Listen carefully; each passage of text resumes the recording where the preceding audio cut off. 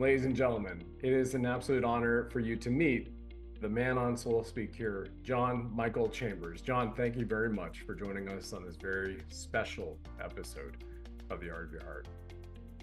Thanks for inviting me here. It's great to be in your camp. Thanks for having me here. I look forward to an enlightening discussion. Yeah, and you're on the other side now. So, Yes. we used to joke around that I was in the penalty box being on John's show. It's an honor to have you on the Sovereign Soul Show. And I'm just going to read the brief professional bio here for everybody because we're going to delve into the personal side of the equation in this conversation. So here it is. John Michael Chambers is the founder and president of JMC Broadcasting, LLC, a military intelligence, economic, and health reporting information portal. That's a great distinction. John has been in the freedom movement for 3 decades. He is an author, best-selling too, public speaker, and a songwriter. JMC Broadcasting leads the way today with over 200,000 at the time of this recording, collective social media followers, garnishing over 15 million collective views monthly and growing strong. So please welcome everybody in the chat below. You're watching this broadcast, you're listening later to the podcast, Mr. John Michael Chambers. But there's so much more to this, as I've gotten to know you by being a guest on your show, whether it's the Global Defense Warfare Panel, GDW, the GFR, Global Financial Reset. You've had me on for Conversations of Consequences. And as a result of that, and then speaking with your producer, Sandy, and the other members of your team and the other gals you've had on, gotten to know a little bit more about you. And that's where I looked at you and went, this is somebody who deserves the Soul Speak show. And for everybody, once again, as you heard in the introduction for Soul Speak, what we're doing here with these individuals are showcasing the stories of the living sages of our time. And like everyone I've had on the show thus far, the same thing happened with John the Pre-Chat. He goes, I don't see how I could really hold a candle to the guests you've had before. I'm just me. That's even the perfect way to say it. So John, welcome once again. And please tell everybody, let's get started about where you grew up. Well, thanks very much, Brad, and I'm happy to be here. And I am in northern Thailand at the time of this broadcast. I reside in Chiang Mai. So even though you see the dark behind me, it's actually morning, and I'm enjoying a good cup of coffee. Where am I from? I wish I knew. But in terms of this lifetime, I was born and raised on Long Island, New York. Actually, I was born in Queens. And my parents bought their first home when I was 7 years old, and we moved from what we then called railroad apartments in New York. They were just like one long hallway with room. And they bought a house out in Long Island when I was 7. And so I'm basically, I'm a New Yorker, which probably, don't hold that against me, folks. You can't pay me to even go back and visit that place. With all due respect to my New York friends, to quote our president, it's a shithole. But anyway, that's where I'm from. I'm from New York. I left New York when I was 29. Wow, it's wild. Now you've had an interesting upbringing here. So here we have multifaceted background, an individual who has barely gone through college and has hired PhDs in a financial firm for 2 decades that you ran successfully, pivoted not once, not twice, but multiple times, as you heard in the introduction, everybody, right? Songwriter, author, not once, but twice. You've also had challenges in your life, which we're going to go into. And then JMC Broadcasting after American Media Periscope. I mean, that is incredible. And yeah, Chiang Mai, I mean, Pakung Kap, Sawari Kap, I've had time over in Koh Phi, Koh Phangan, yeah, Koh Tao, doing some diving there a number of years ago. And everybody went there in August. Hey, are you here for the full moon party? Like, what's that? I heard there's good diving and food. And yeah, so we were there for that.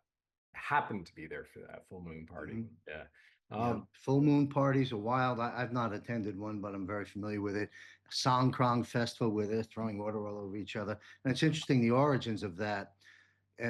it's sort of like our Christmas, and Right. what it really represents and what it's become with the marketing and the shopping and all the stuff. It's deviated so far from what the original meaning is. It's the Right. same thing with Songkran Festival here. They, as I understand it, I'm not Thai native, but way back it was you'd go to the Buddha statue and put water, a few drops of water there as a cleansing and a purifying and a blessing.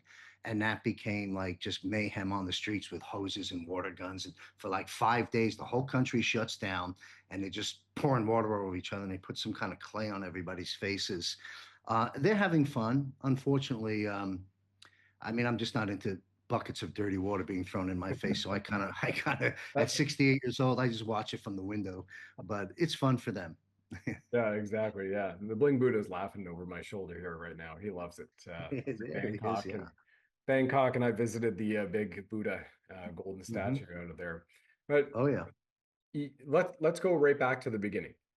Railroad apartments, Queens, New York, and growing up from there. And just tell everybody, give them a little bit of insight in the childhood, because we want to take a look at the foundation that would shape the soul in this lifetime. And I love how you answered that, right? You're like, well, I don't know where I'm really from. Is it Sirius A, Sirius B, the reincarnation? But in this lifetime, New Yorker. So give us a little bit of context of what it was like growing up there and the childhood at that time that led you into wherever you went to school before building a finance company. I'll try and be concise because with I am 68, we're talking about a long time ago and B many years. So I'll just try and bring the highlights out of that question. I'll start as a child. So it was my mother and father. Um, uh, One sister, one older sister, later to end up with three younger sisters. So I'm one boy and four sisters. But we grew up. The third child, my first younger sister was born, and so the three of us siblings and my parents lived in this railroad apartment. And it was a fun upbringing. I would say we were lower middle class. My father got the GI Bill, and he didn't serve in combat, but he was over in Germany and got his education and served in the military for a couple of years. Um, and what he studied, he was a radio technician in the military, and then when he came into the private sector, that became his line of work. So he began working for companies and so forth, doing that related work. Ended up at CBS of all places. Of course, he wasn't part of the deep state. It was a union job as an technical radio guy, but it was fun because my parents moved out of Queens to Long Island, where I was really raised from seven forward. We had now a nice little house. I mean, it was little, and a little backyard, an apple tree, and some grass, and it was fun. Um, but yeah, back to you're right, the Apollo. Here I am in grade school, maybe sixth grade or something like that, and we had like show and tell type of thing. And I got, I was the only one who was able to do this because my father was sent by CBS to do the Apollo coverage.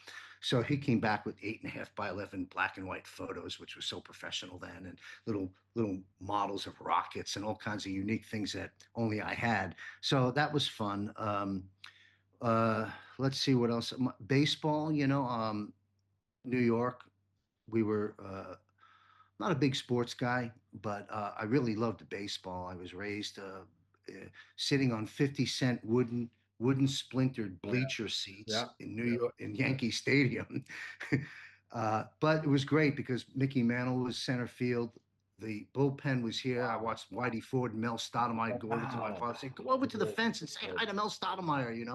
And Mickey, he'd come out there Yeah. before play ball, Yeah. and I'd yell, "Hey, Mickey!" And he'd turn around, wave his cap to me. So they were great memories. I also got to go to old timers games, they called them, and I got to see Joe DiMaggio as a retired old timer come Cool. and play, and then I got to see Mantle retire, and then Mantle come to old timers games. So those were good memories for me. Epic. Yeah, my father was. How do I say this? I would say whatever spirituality I have, or uh, the artistic side of me, the ability to look and question things, and that whole part of me. I think if you want to talk DNA and these sort of things, was a gift from my father. My mother, on the other hand, had to raise five kids when he died when I was 14. And so she had to be a little bit tougher. We had the belt on the fireplace, whack, whack, whack. And when I stepped out of line, I have enormous respect for both of my parents are gone. My father died when I was 14.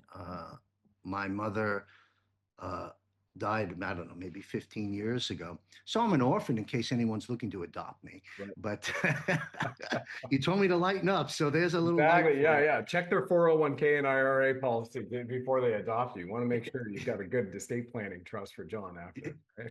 Yeah.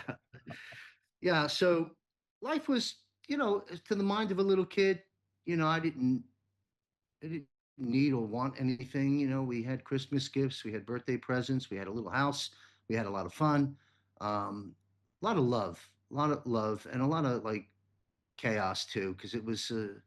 I don't want to say a dysfunction. It wasn't a Jerry Springer family by any stretch of the imagination, but it was. Yeah. It wasn't. It wasn't the upper crust of the middle class. I'll say it like that. But I'm happy with where I came from. Happy that I had good parents and the basic sound things that a lot of people don't have today growing up, and uh, and so I don't know where else you want me to go, but that How would did your mom summarize get my by? youth. How did your mom Well, get by? that's She's got five children, one older sister, you, and four daughters three below younger you. ones. Three young ones, excuse Yeah. me. Thank you. And your father passes at the age of 14. How does your mother continue raising you, putting a roof over your head, food on the table? That's where she shines big. Where I gave my father some love a few moments ago. Yeah. That's where the love goes to my mother. My father died of cancer. Not that back. He was 39. She was 39. My mom, and so he was my best friend because I was the only boy, and so we were very close, and it was very dramatic and traumatic for me watching him die. And he had to talk with me, basically telling me without saying I'm going to die. But he said, I'm going to be sick for a long time. I need you to take care of your sisters and your mother. And that had a massive impact on me at the age of 14. So I tried to live up to it. My mother, what a powerful strength, pillar of strength for us, because here's a 39-year-old woman, think back early 19, mid 70s, housewife, house dress, raising five kids, didn't have a driver's license, didn't work at a job. The job was being mom, five kids, right? And taking care of the household, making sure dinner was on the table when my father came home from work every day in Manhattan, and we were on the island. So this might be one of the reasons why I'm so when I was a financial advisor, I'll come back, it ties in. When I was a financial advisor, wasn't a stock jock or any of that stuff. I focused on estate and retirement planning. And I think that came from watching as a 14-year-old when we were on welfare for several months. We ran out of whatever resources we had. And then he left us. He left the body and he went wherever it is he is. And when he died, we got off welfare because my mother received a tax-free insurance policy check. My father had life insurance to protect his interests, which was his family. And fortunately, my mother was able to get off welfare, pay back a few debts that she had incurred to keep us going. Didn't have to work for 5 years, was able to stay home and watch us all and so forth. And then eventually that insurance money ran out, plus all the little bit you get from Social Security when someone dies for five kids. So that's how that went. And later on, she, of course, began to work. She never dated. She went on one or two dates, but she stayed out of that space. We always encouraged her later when we grew up to, take care of your life now, but she never did. It was all about us. And then she died, I don't know, maybe 15 years ago of cancer as well. And I would actually say both parents, certainly my father, back in those days, it was cobalt and radiation. They carved his chest out and did all these horrible things. It was the treatments that really killed them versus the cancers we're coming to learn about these days with parasites and so forth. But anyway, yeah. So my mother got the money just when it was needed. tax-free insurance proceeds, was able to keep the house. We had a small house in Levittown, New York, and raised four girls and me. And I have enormous respect for her sacrifice and what she did for all of us. So that was my upbringing in a nutshell. Um, in my youth. Remarkable woman, Yeah. remarkable woman to take that on, uh, Hmm. as well as you at that age, having that chat. I mentioned to you, and my audience been with us for a number of years, knows the story. At the age of 12, dad came to me, said, I'm going to kill myself for a $1 million insurance policy. So there's an interesting through line I'm just realizing, because we lost the house, lost the lumber mills, lost the business, thanks to Bush one and what he did to everybody. And that was the only way out. He could see it, right? Kicked out, getting kicked out on the street. And so everybody knows, if you're hearing for the first time, he made that attempt an hour and a half later. He told me, take care of them. I'm going to do it. This is for the money. This is for you guys.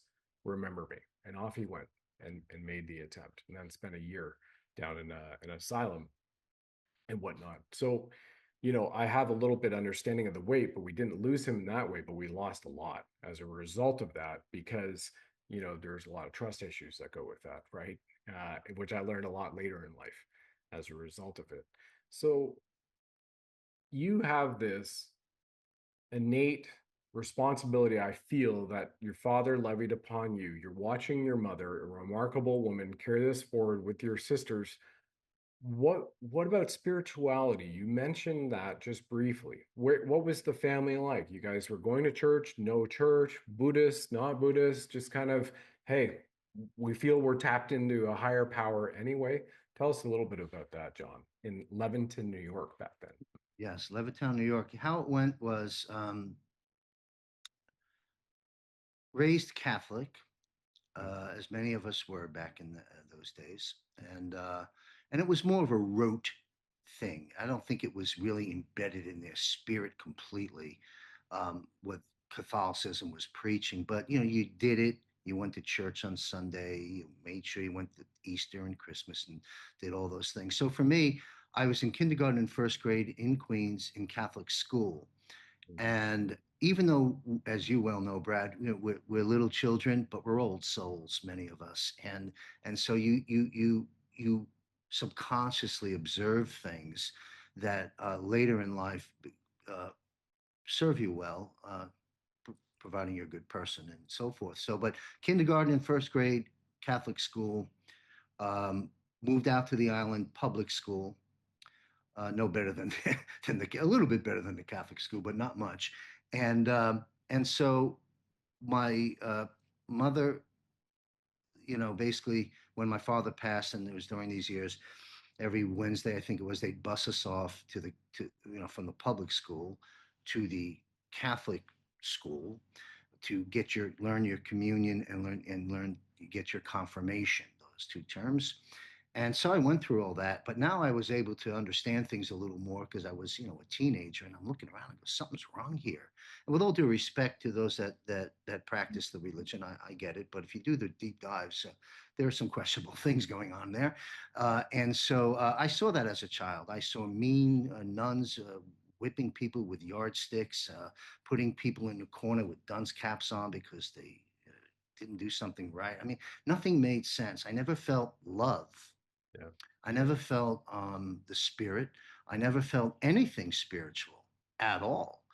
And I was such a wise ass because, I was from New York. I had a chip on my shoulder when my father died because I had no answers. And everywhere I went, there were no answers.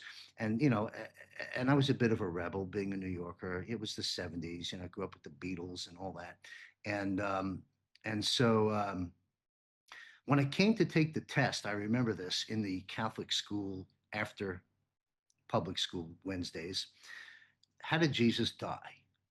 And I said, he drowned, just to see what would happen. They passed me. So the whole thing was weird. But anyway, I'm not a fan of religion. I think religion's probably caused as much, if not more, harm than it has done good. Any one of the religions, or most of them. I'm not an expert in these areas, but I separate that. Don't tune away to the audience. I am a man of faith. I believe in a supreme being of which I believe we are all part of, the starseed concept and different things like that, language that divides us, unfortunately. So I'm being reluctant with my words, but make no mistake about it. You asked, I think, about spirituality. So my mother said to me, I don't know if I get 14, 15, whatever the age was, she said, okay, well, you have to, she was the mother. You said yes. She said, you have to get your confirmation complete. And after you do that, I don't care what you do. If you don't want to go to church, you don't want to be part of it, that's up to you. So I got the communion, confirmation, and then I checked out. And then I started over the years as a late teens, early 20s, and then so forth and so on in life, looking for answers. And so I moved through all types of studies and experiences. So that's a bit about religion. Now, of course, we know, and you know better than I, the Bush was wrong. The axis of evil Right. isn't what they said. It's the Vatican, London, and DC. Yep. And so, I don't need to defend the Catholic Church because of their acts speak for themselves. So there's that. I'm not big on religion. And you know what? Last time I checked, and I don't identify with any religion. Now, if someone said to me, what is your religion? You kind of have to answer it in the elevator. Christian, okay? But when as you look around through history, and if can be stood corrected, by all means, correct me, folks. Um, Buddhists don't start wars. Yep. They've defended themselves, like Dalai Lama back in the day. Turned out the Dalai Lama isn't who we thought he was either, Right. and that's for a different day. And I've been to the Dalai Lama Palace. I did the tour up there. It was fascinating, but disappointing what we've come to learn. But and there's a whole story there. When I get out, I lived in communist China for a while. Go ahead. When I, yeah, I wanted to take a train so I could see the countryside. I could have flown from Chengdu, where I lived, to Lhasa, where the Dalai Lama's palace remains. But I said, let's take the train. So we did the overnight train. It's 24 hours. And, uh, and as soon as we finally arrive at Lhasa station, you get out and I got a camera. I'm like, I just want to take a picture. The first thing I see coming out of the train, and the first thing I see is the People's Republic of China military with his rifle. No camera, put away. That was my greeting to Yep. Lhasa. Yep. Then as I walked past him, there's my Tibetan tour guide. Love, peace, put a white cloth around me as part of their welcoming. And you just saw the Wonderful. dichotomy. They saw that, whoa, man. And then when I looked up at the palace and saw the communist flag flying over, which of course I know it has since the 50s or whatever, it was just, I looked at the tour from a lot of different perspectives than most people did, understanding some of the politics behind communism and Chairman Mao and who was running him and all that. I'm all over the map here. You got to rein me in. Yep. But All right, you're going. yeah, but religion is where you started. Catholic Church till I could make my own decisions, and then I dabbled in and out of all kinds of different things. And the best, if I were to form a religion, like lots of people do, if I were to form a religion, it would be one page, a few words. Mhm. Be nice to people. There's the religion. Can't go wrong with that. If there are 8 billion of it, I know I'm oversimplifying it. It's a That's ridiculous thing to great. say, Yeah. but you understand what I'm talking about. Yeah. If Ricardo was here, he'd say complexity is the mother of all fuck ups. So, Yeah. Rick and I have done many, many shows over the years, and now he's Bossi briefs with you. And there's a lot to be said about that, keeping it, simplifying it, right? Like the Yeah. commandments, the 10 commandments, divine law, natural law, you know, go forth, do good, do good to Mhm. others, be good to Yes. yourself, and don't trespass. And as soon as you Yes. trespass, there's Foxtrot Alpha, Foxtrot Oscar that comes back on you. I think of George Carlin, and I'm sure many of your Oh, audience have watched the Carlin bits on God and religion and the government and U.S. Now, he was a bit left on some issues, but man, that guy nailed it. he's on. And if he were here today, what a powerful voice he would be for us all. And Yeah. so would George Harrison. So people want to know a little bit about some of my opinion leaders in life. And look, every Sure. man is flawed, every woman is flawed, Brad and I included. Look in the mirror, folks. Okay, but Yeah. I found great inspiration in George Harrison's quest for spiritual enlightenment, stepping away from Beatle fame and despising it almost. John Lennon, he was not a good father. He had some issues of concern there, no question about it. But those two alive today, they'd be helping us in our cause, in my opinion, as would George Carlin. We Yeah. lost a lot of great people. Yeah, definitely.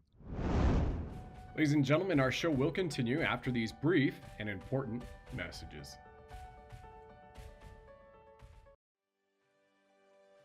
If you're looking for groundbreaking nutritional products which revolutionize the way your body operates, you have to check out this cutting-edge, American-made, all-natural wellness brand. Root the Trinity Pack from GetRootNow.com is a game changer. Let me show you.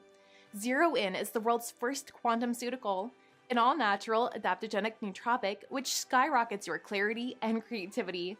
Professional athletes have reported over a 40% increase in their performance in only 90 days.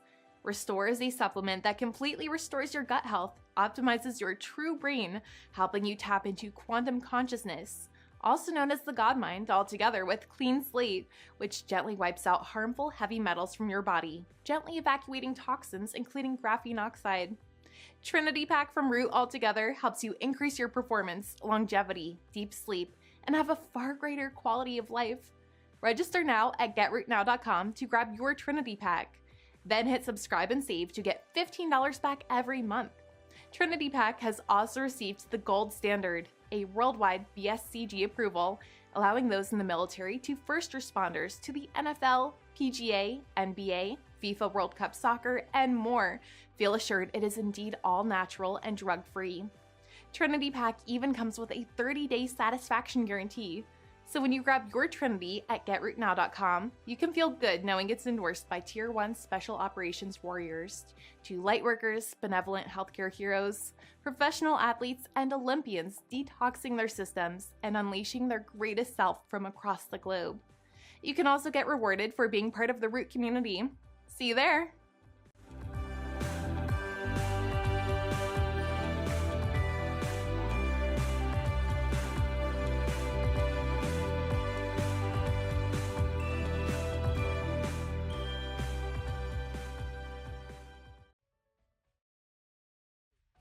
And now, back to our show.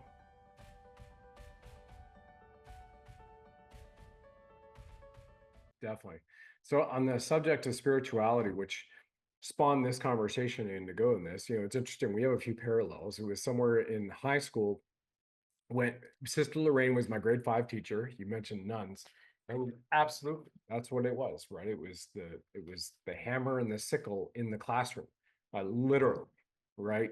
And and she was about 4'10", and when she went off, I mean, you had 32 people at St. Marguerite Bourgeois, St. Agnes Elementary School in Brampton, Ontario, Canada at that time, and we would just duck, right? Because that's what happened.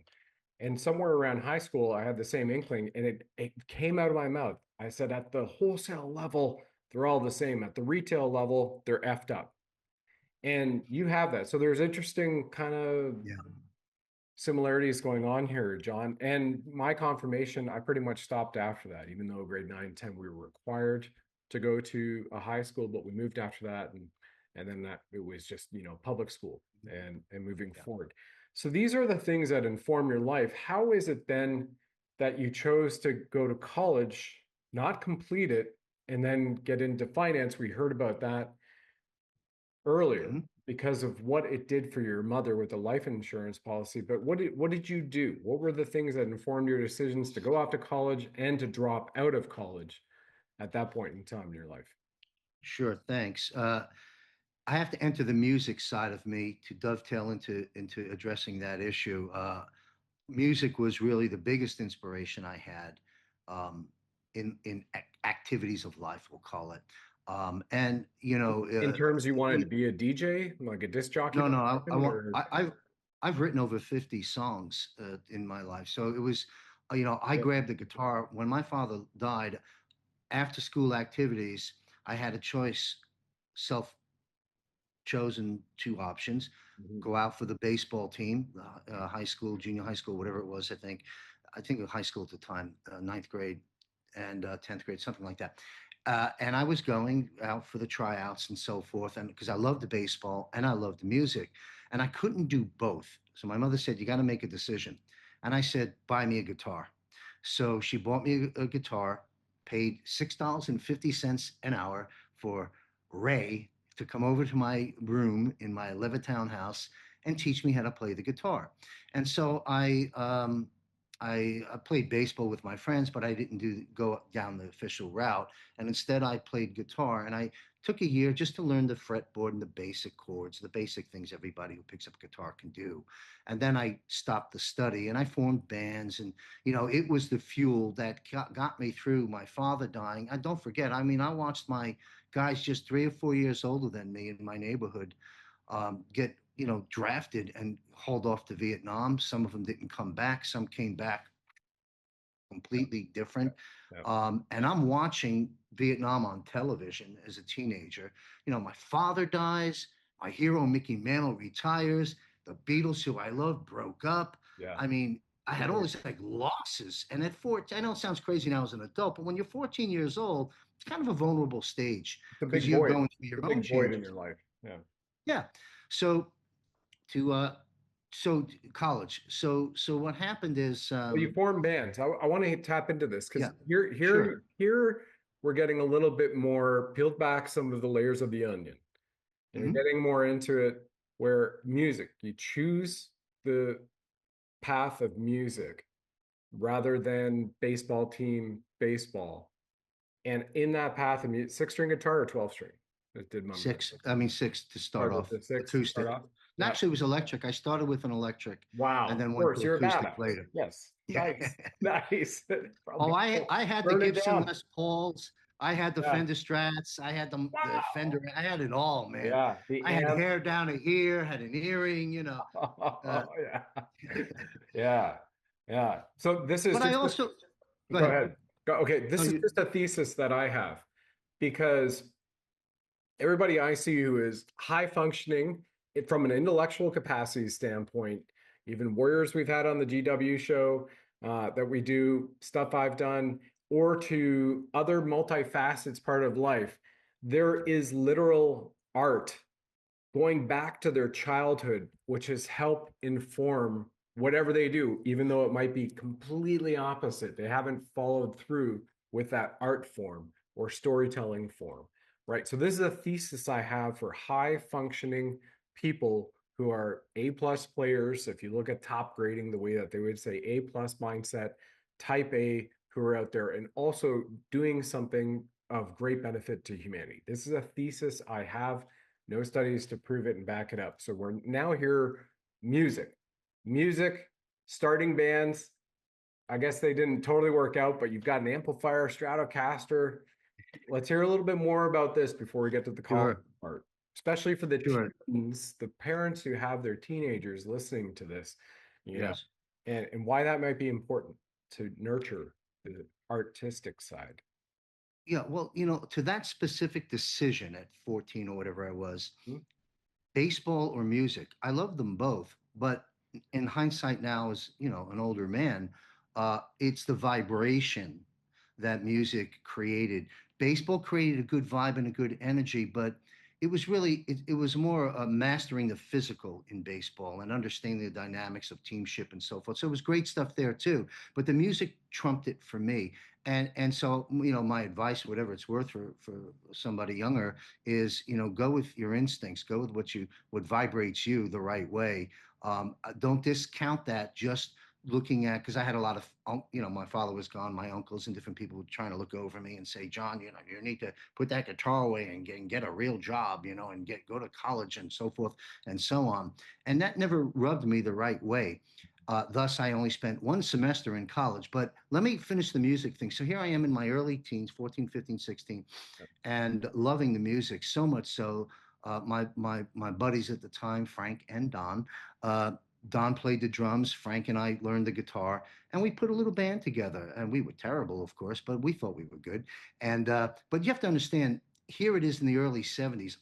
I grew up with, in my opinion, I'm sure every generation says this, in one of the best creative musical talent the world ever had. The '60s created great music. All the invasion from Europe, all that talent. I can name the bands. Stuff here at home. Canada had great, Joni Mitchell, Neil Young, a whole bunch of people. I don't like Neil Young's politics at all, and I think he should just go away. But a Southern man, well, you know what? Go back to Ontario and leave us alone over here. But he wrote some great songs. There's no question about it. But what I'm just created a few enemies there. Oh He's no, so that's dearly totally loved. fine. Everybody who's listening to this show, if they're Canadian or Albertan like I am, they know what you're talking about. Gordon Lightfoot, we have a whole bunch of, and Oh, yeah. he was great. I saw Gordon as an older man at some hall down in St. Petersburg, Florida. So here I am loving music, and God bless my mother because we had a tiny little house and she would let us practice because most parents wouldn't because, electric guitars and drums banging in a Ah, tiny house. And so when it was time for us to quit, my mother would take the mop or broomstick and bang the ceiling, which was my floor. I was upstairs, say, "That's it, guys. You have to, turn it down." So we had fun. We did play band battles. We went to the Italian festival, any place we can get in front of an audience, and we got girl singers eventually, and got picked up a bass player. We finally got fairly decent. I played an acoustic duo with a woman. We did, wine and cheese places were popular at that time, singing and playing acoustic guitars and doing that circuit. And then we had a six-piece rock band. We played in Long that's Island and New York serious. clubs. Oh yeah, That Billy is Joel. serious. I met Billy Joel and sang with him once. Wow. Because yeah, I Holy got all cow. kinds of stuff. But I also played on the same stage Yeah. that he donated his piano to a bar called Sparks in Huntington, Long Island, New York. Um, but anyway, so music, but back to my uncle saying to me, Yeah. how you going to make any money? We weren't making, you made $50 for the night. Sometimes you worked for tips, you got free drinks, I mean, that's what it was. It was fun. And then I had to get up early every morning playing in bars at night to work in my warehouse manager job. Yeah. Uh, so I was learning a little bit about business at the lower level I was, but I still was learning and burning out because staying out late and playing in clubs and cafes and then waking up and having to manage a warehouse was not it was kind of crazy. uh, so but at 18, to answer the college question, my mother, you better go to school. I said, well, I'll give it a shot. So I go to community college on Long Island, and I'm sitting in there were hangars that it used to be an Like World airfield. War II or Cold War Yeah, that's hangars. what they Yeah. were, Yeah. exactly what they were. And they Wow. converted that into your classroom. So Oh, I got binoculars to see the teacher, the that's great. 300 people in front of me down the run. They And I'm like, parked what did he say? B-52 bombers there, and that's your classroom now. It's true. Great idea. Uh, Great idea. Wow. so Wow. I'm, I'm going through. Now I'm have to pay to get educated. I Yeah. hated school, by the way. Yeah. And to the younger folks, education is critically important. But what we've come to learn, it was mostly incorrect information and indoctrination. Yeah. But seek the truth and learn and study. It is very important. But that's not what I got. We got a bunch of noise. And so now I'm paying for my community college. I can't hear or see the instructor. I'm in a B-52 bomber barrack, whatever the hell it was, the place they parked the planes. Yeah. And I did it for a semester. And as I went from class to class, I said, I got to go earn a living. I'm not going to do this anymore. And so I'm a graduate. People know these expressions. I'm of the University of School of Hard Knocks. My best education was film and music and books and living and getting banged around from the system that banged me around, all of us. And so I left after one semester and and started to work and ended up only doing a warehousing thing for a while. Because back in the day, we actually were manufacturing things in America. We were a manufacturer. We were distributing. I was in the Novel textile. idea. Yeah, and so I was able to get a decent job, and so forth. I did that for about 4 years, and then fast forward some years, I moved down to Florida, where most New Yorkers go, and Blockbuster at the time. Wayne That's for Huizenga. those that don't for Wayne those that don't Huizenga. know. Yep. Yeah, those that don't know, that's where you used to rent VHSs to watch your movies. And I got in when Blockbuster was booming. They had their headquarters in Clearwater, Florida. Wayne Huizenga at the time became the CEO of it, and it was booming. And I met these gentlemen that were middlemen. They were buying inventories. Here's what was happening. Mom and pop shops were dying because Blockbuster was taking over. And so these guys would buy the inventory of the mom and pop, either some of their videos that weren't renting anymore, or just buy them out. And that's what I was. I became a buyer for these independent distributors. And I would go out, buy out stores or inventory, deliver it to the franchisee holders that would franchise for like 20, 30 blockbusters. And we had to fill, when you went to Blockbuster, the pit in the middle was all the old movies and the wall was the new releases. I'm the guy that put the old movies in the pit. So what I learned though was it was an advancement for me. Remember, School of Hard Knocks, lower middle class, no silver spoon in my mouth situation. And so this was how I learned about business and life. And so, but it was an upgrade from warehousing, where I now had to actually communicate with business owners and convince them to sell me their inventory for pennies on the dollar. And I became the top guy in the company at the time. And all of a sudden, I learned that my communication and my understanding of the business that I was in, which was really simple, all of a sudden I went from a paycheck of $600 a week, fixed paycheck, punch the clock, warehouse manager, to I was getting, I could make as much money as I could produce.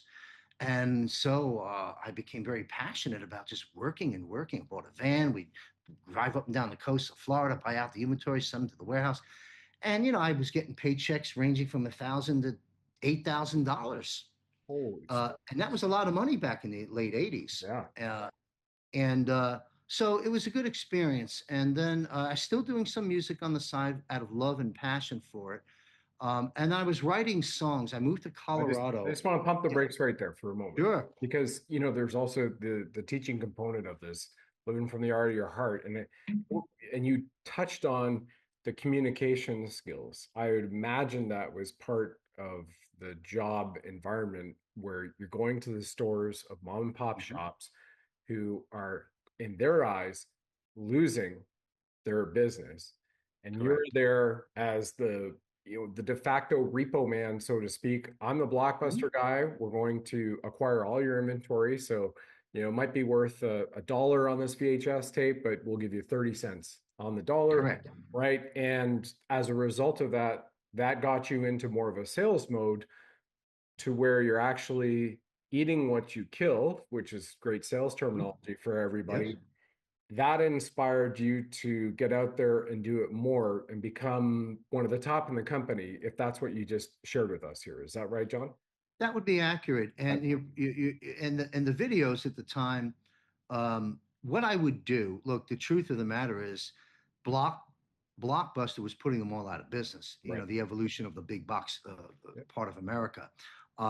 And while I was technically a buyer, and I didn't work for Blockbuster, I worked for independent guys that fed Blockbuster franchise guys the inventory. So, we were that on the food chain down there, but an important part. So Blockbuster could stock its middle while they made their money on the new releases. Right. So, but yeah, I would go into the shops and we would pitch them to what video, give me your inventory list. Go ahead. When was the last time these videos rented?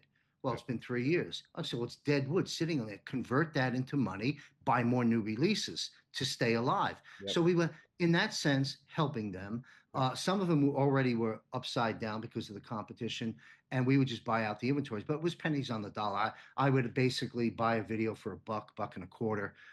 Back in the day, that they may have just paid $30 or $40 for a few years ago, but they made a lot of money on that video, and it was what we call dead wood. So we'd buy the inventory. So it was a sales position, even though I was a buyer. I had to convince a business owner to sell me his stuff real cheap, and why. And And during, just to come back to music just for a second, from teenager into my age 42, I'm writing songs to keep me alive, keep the spirit in me going. That's the only real creative connection I have. The rest was to make money. But I enjoyed moving from a fixed warehouse position to actually communicating with human beings and realizing the power of that, and so forth. When that ended, oh, I was doing music and odd things in sales. Finally, a friend of mine was knocking on my forehead for many years, saying, "You got good communication skill." He saw something good in me, and said, "You would be really good as a financial advisor." He was. He had a practice down in Sarasota. Him and a business partner, and he basically opened the doors for me and said, "Get your licenses, and we'll teach you the business." And I despised it. I didn't. I said, money, finances, selling insurance and stocks. Not who wants to do that? But I was on hard times, and I was really waffling at a man in his late 30s, accomplishing nothing at that time to speak of. Um, I said, I'll do it. So I did. And it was a great thing. And in hindsight now, I know why I had a very successful 12-year career with 6 independent offices in 3 states and 17 staff, including other financial advisors. I was in the top 1% out of 350,000 advisors worldwide, according to the industry associations I belong to. So I eventually did grow up. Uh, and But it What was wasn't until I was. successful from that? What was successful, John, where you said, okay, I'm going to go do this and I will learn something that I don't really want to do, but it's Mhm. necessary to put food on Correct. the table, the roof over the head at that stage of Mhm. your life you just mentioned, and you sank your teeth into it, obviously. But what are Oh, yeah. 1 or 2 or 3 key factors of that success where you go from not wanting to do it and then looking back, you're in the top 1% of 350,000 people around the world, the $1 million club, 17 reps or offices. You can just backfill that for us here. What are if there are 3 maximum key factors of success in all of that 12-year period of time, what would they be that people could learn from here, including a mistake or 2? Okay. For me, reluctant to do it, but to use lack of a better word, desperate. I'm looking in the mirror. I'm going, I'm approaching 40 and I have nothing to show for it. I didn't own a home. I had, things weren't that good. But yet I knew I had a light in me, and I knew, I was a critical thinker. I was watching the insanity of the world go by, and I just knew that I hate to say it this way, but because we're all special, but I knew I had a calling, and I couldn't figure out what it was yet. And so I went down this line because at least I knew I could make a lot of money, Yeah. and if I could make a lot of money, I can finance myself as an artist and have my dream come true. See. That's why I did it. So there's your first takeaway. Now, when I got into it I realized there's different avenues and ways you can slice and dice with the licenses I had, securities and insurance. And so I immediately gravitated to estate and retirement planning for retirees. I said, these are important people. They built this country and they're retired. They had the nest egg. Everyone else didn't yet.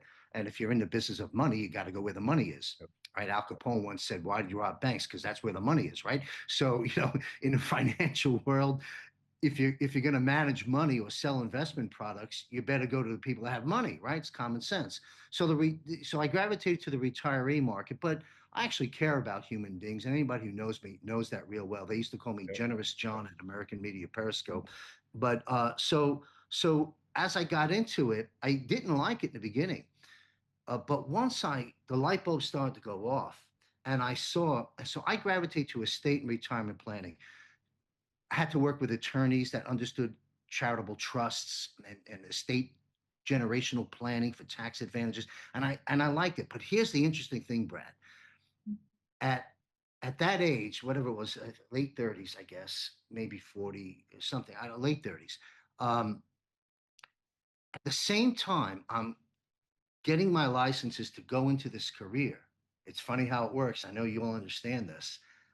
A friend, she was a woman, just a friend, handed me a double VHS cassette called The Money Masters with Bill Still, uh, a fictitious name, out of Florida. Yeah. Double VHS cassette to show you the years it was. Yep. Then it handed me a newsletter, the McIlvaney Intelligence Advisor, and all the unanswered questions about life and living and why did my father die when I'm 14? How did this happen to me? All that stuff. Watching Vietnam, watching Kennedy's, I watched them both get killed. I watched MLK. I watched Prince's. I seen it all as a little kid.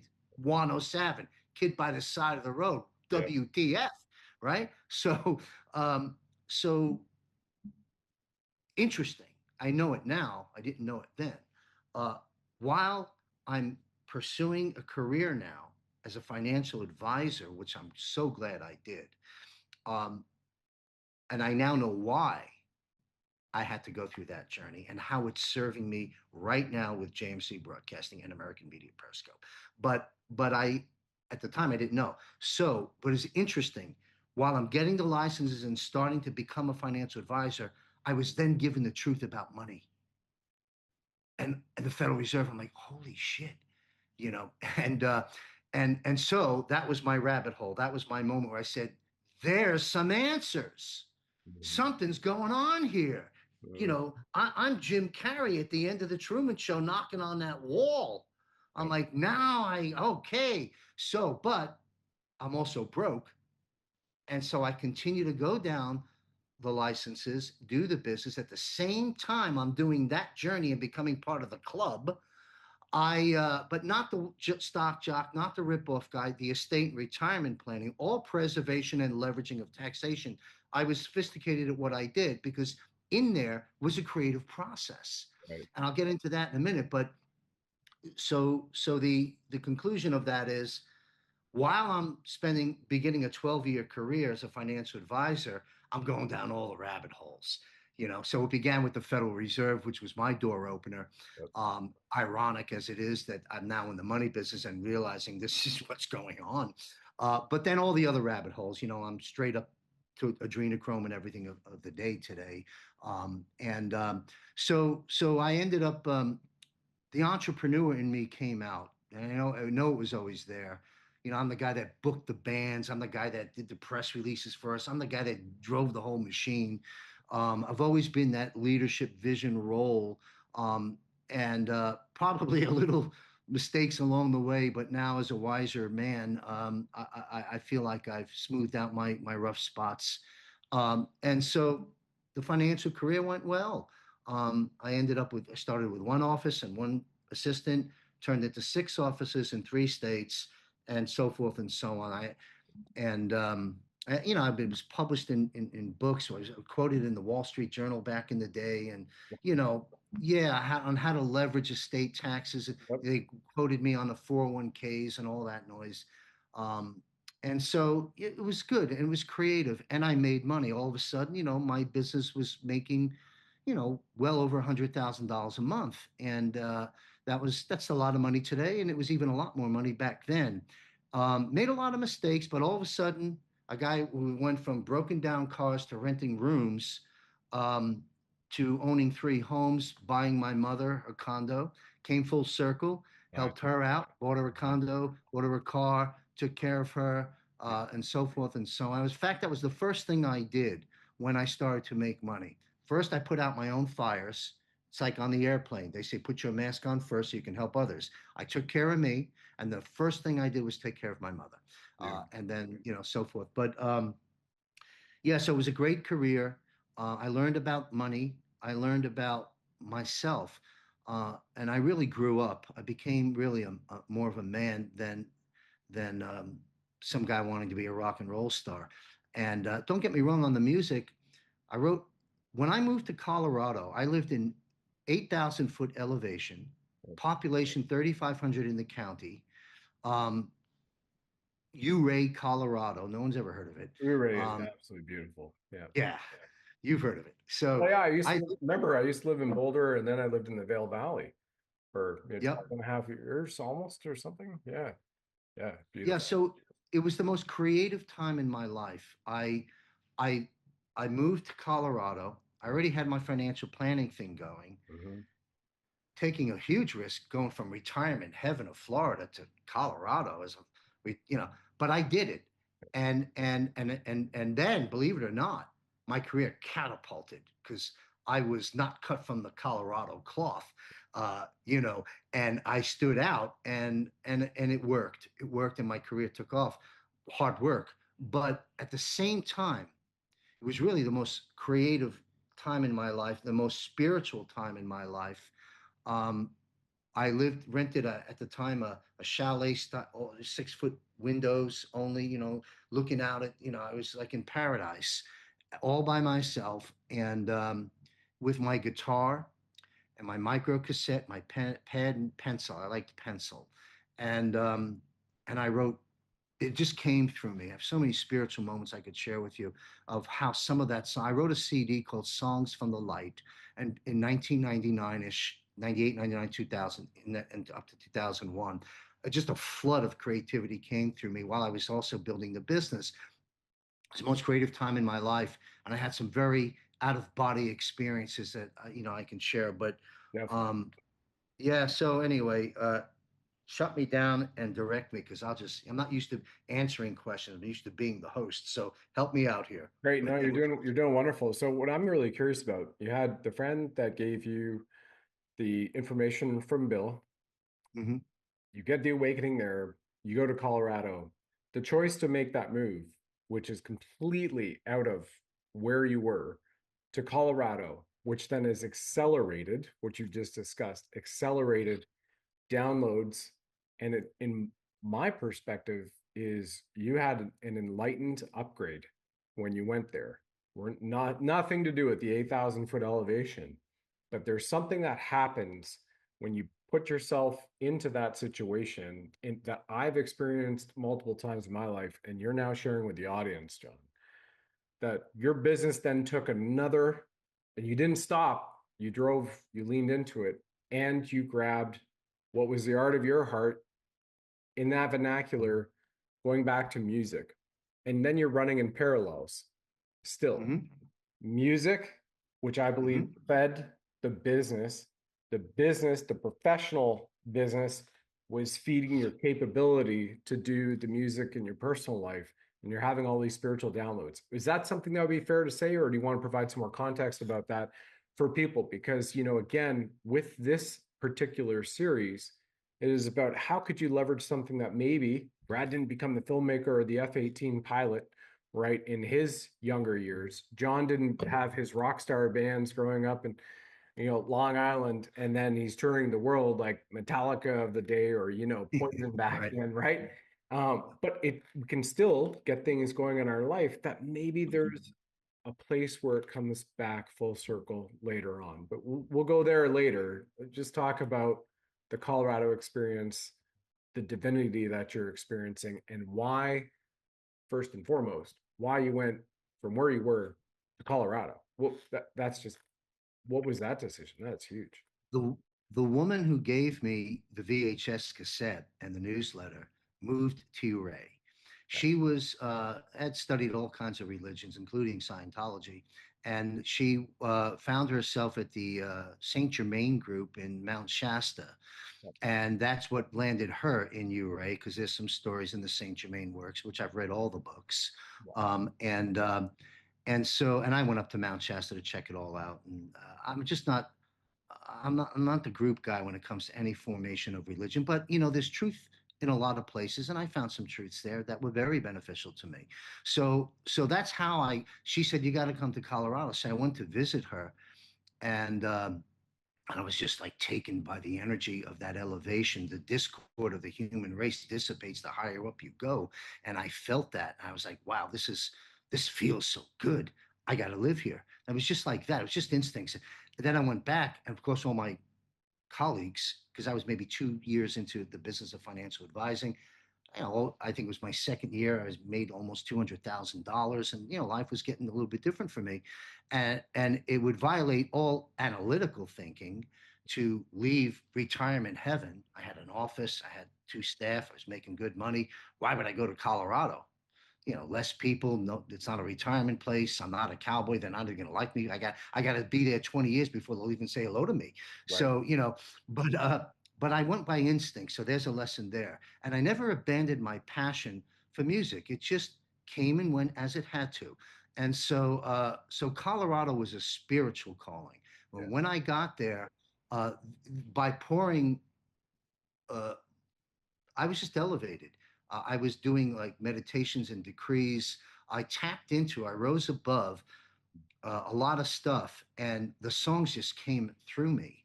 Powers of Light was one of them. We Are America, God, Message of Love, Golden Age. I wrote that in 1999. Really? New World Order. These are the songs that are, people used to call me years ago, he's a Sunshine Patriot. Hey, screw you. Go check my copyrights. In 1980s, I've been writing about this stuff. So at the Library of Congress. So it was a very creative time, and it fueled, to your point a moment ago, that spirituality and that level of vibration. When I was decreeing, I was saying, look, here I am. I'm oversimplifying my silent moments with the power, but I was like, um, I put, thought precedes the physical universe. I put out there and called for what I envisioned that I have to have on the business so I can record this CD and make my music count.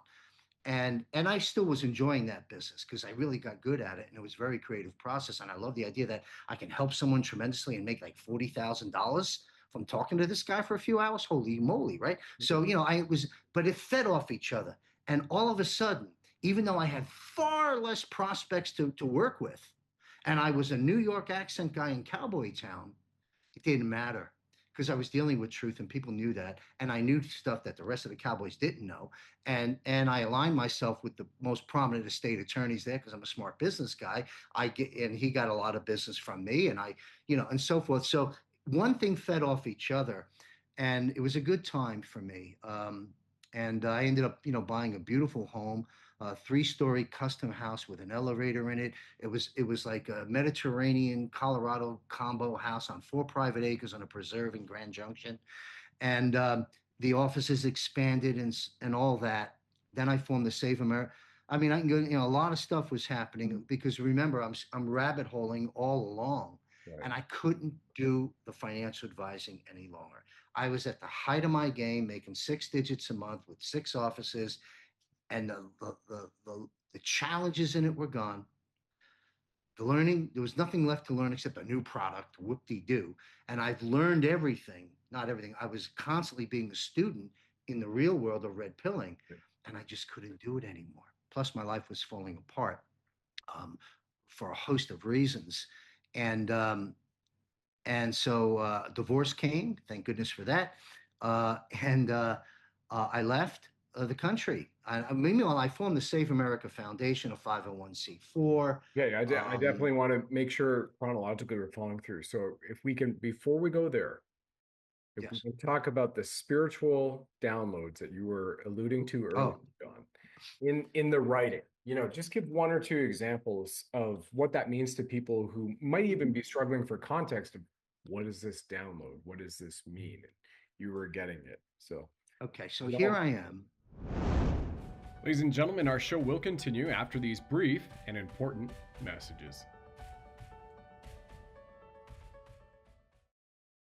All right, you sovereign souls, now is the time to protect your money with gold and silver if you already have not. And if you are and you have a chance to do so, I highly encourage to do so even more, because gold and silver will launch the golden age, which Commander-in-Chief Trump has continuously referenced.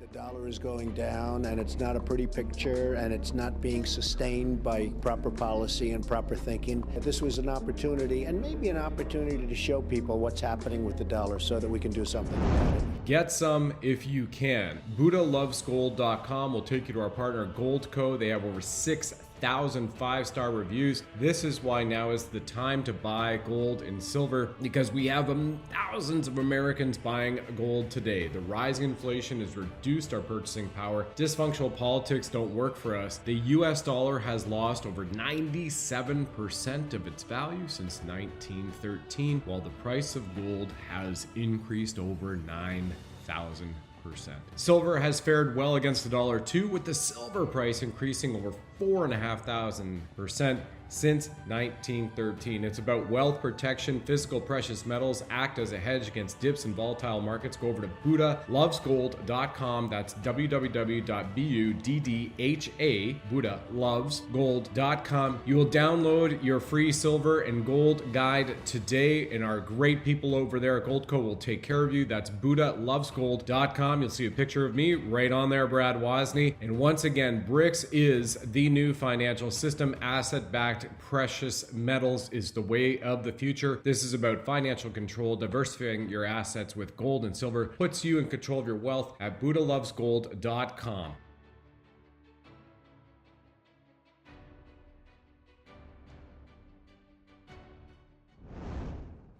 And now, back to our show.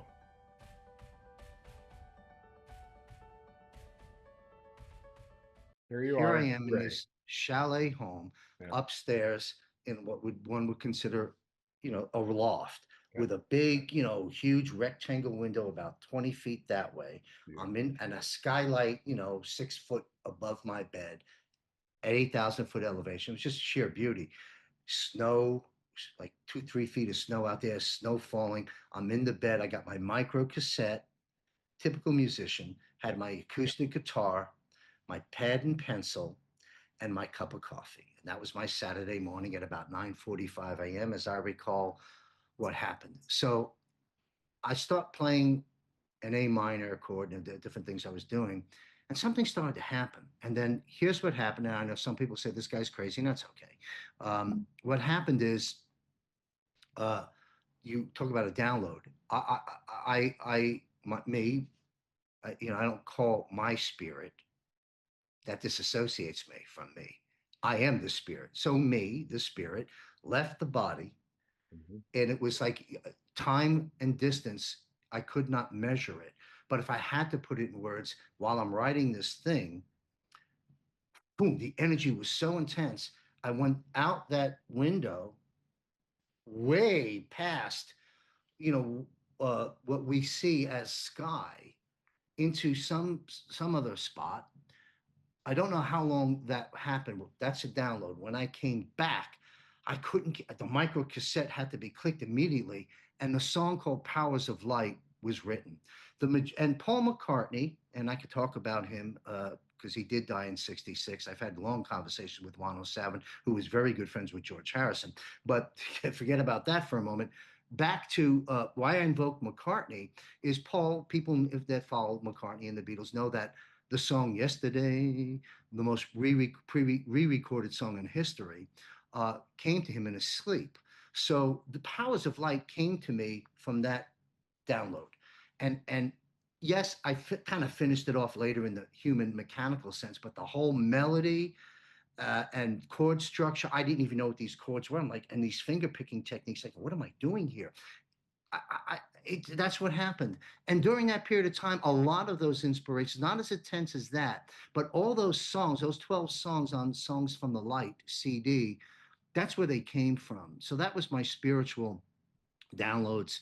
And really, I used to see, I didn't know what to call them, molecules, but I could equate it to like stars. When we look up at the sky, especially in Colorado, you know how beautiful the skies were, right?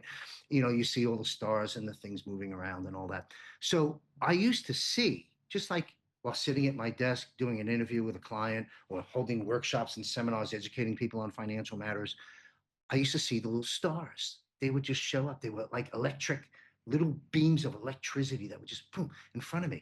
And I used to try and say, what the hell is going on here?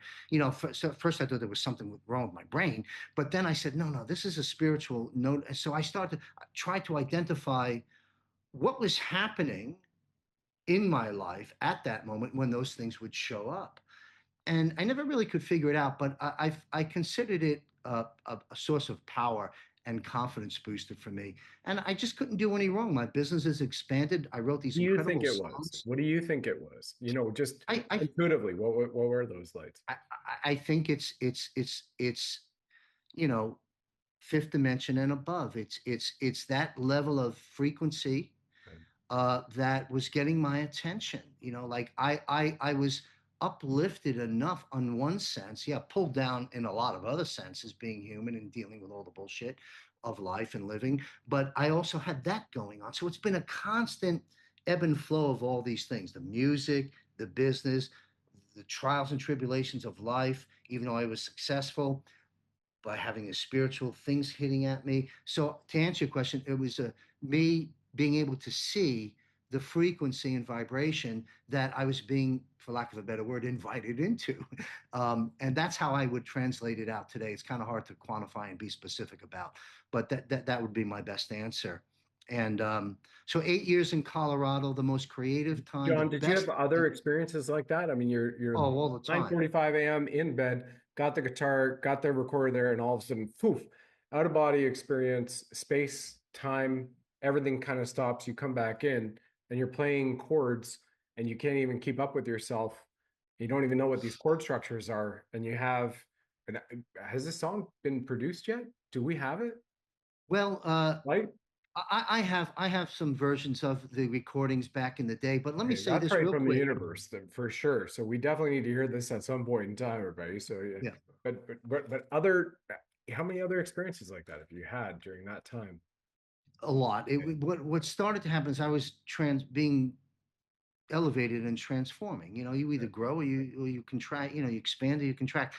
And you know, I was growing spiritually, and so what was happening, I always felt like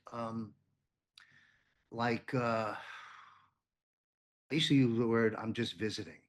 I use those words for me, and it helped me get grounded because I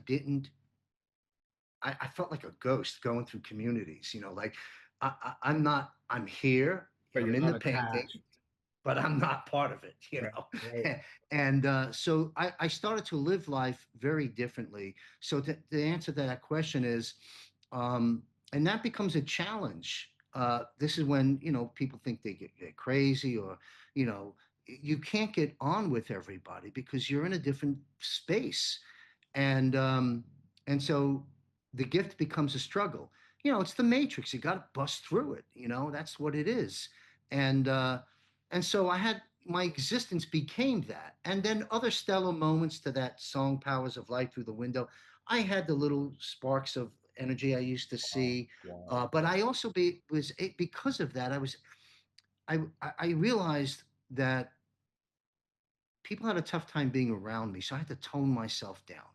I felt like I could see right 3 feet behind the head and space of the individual I was talking with. And that became uncomfortable for the people I would be talking with in life, whether it's a waitress or a business associate or a client or anybody, because I'm not better than anyone, but I was in a different space than many.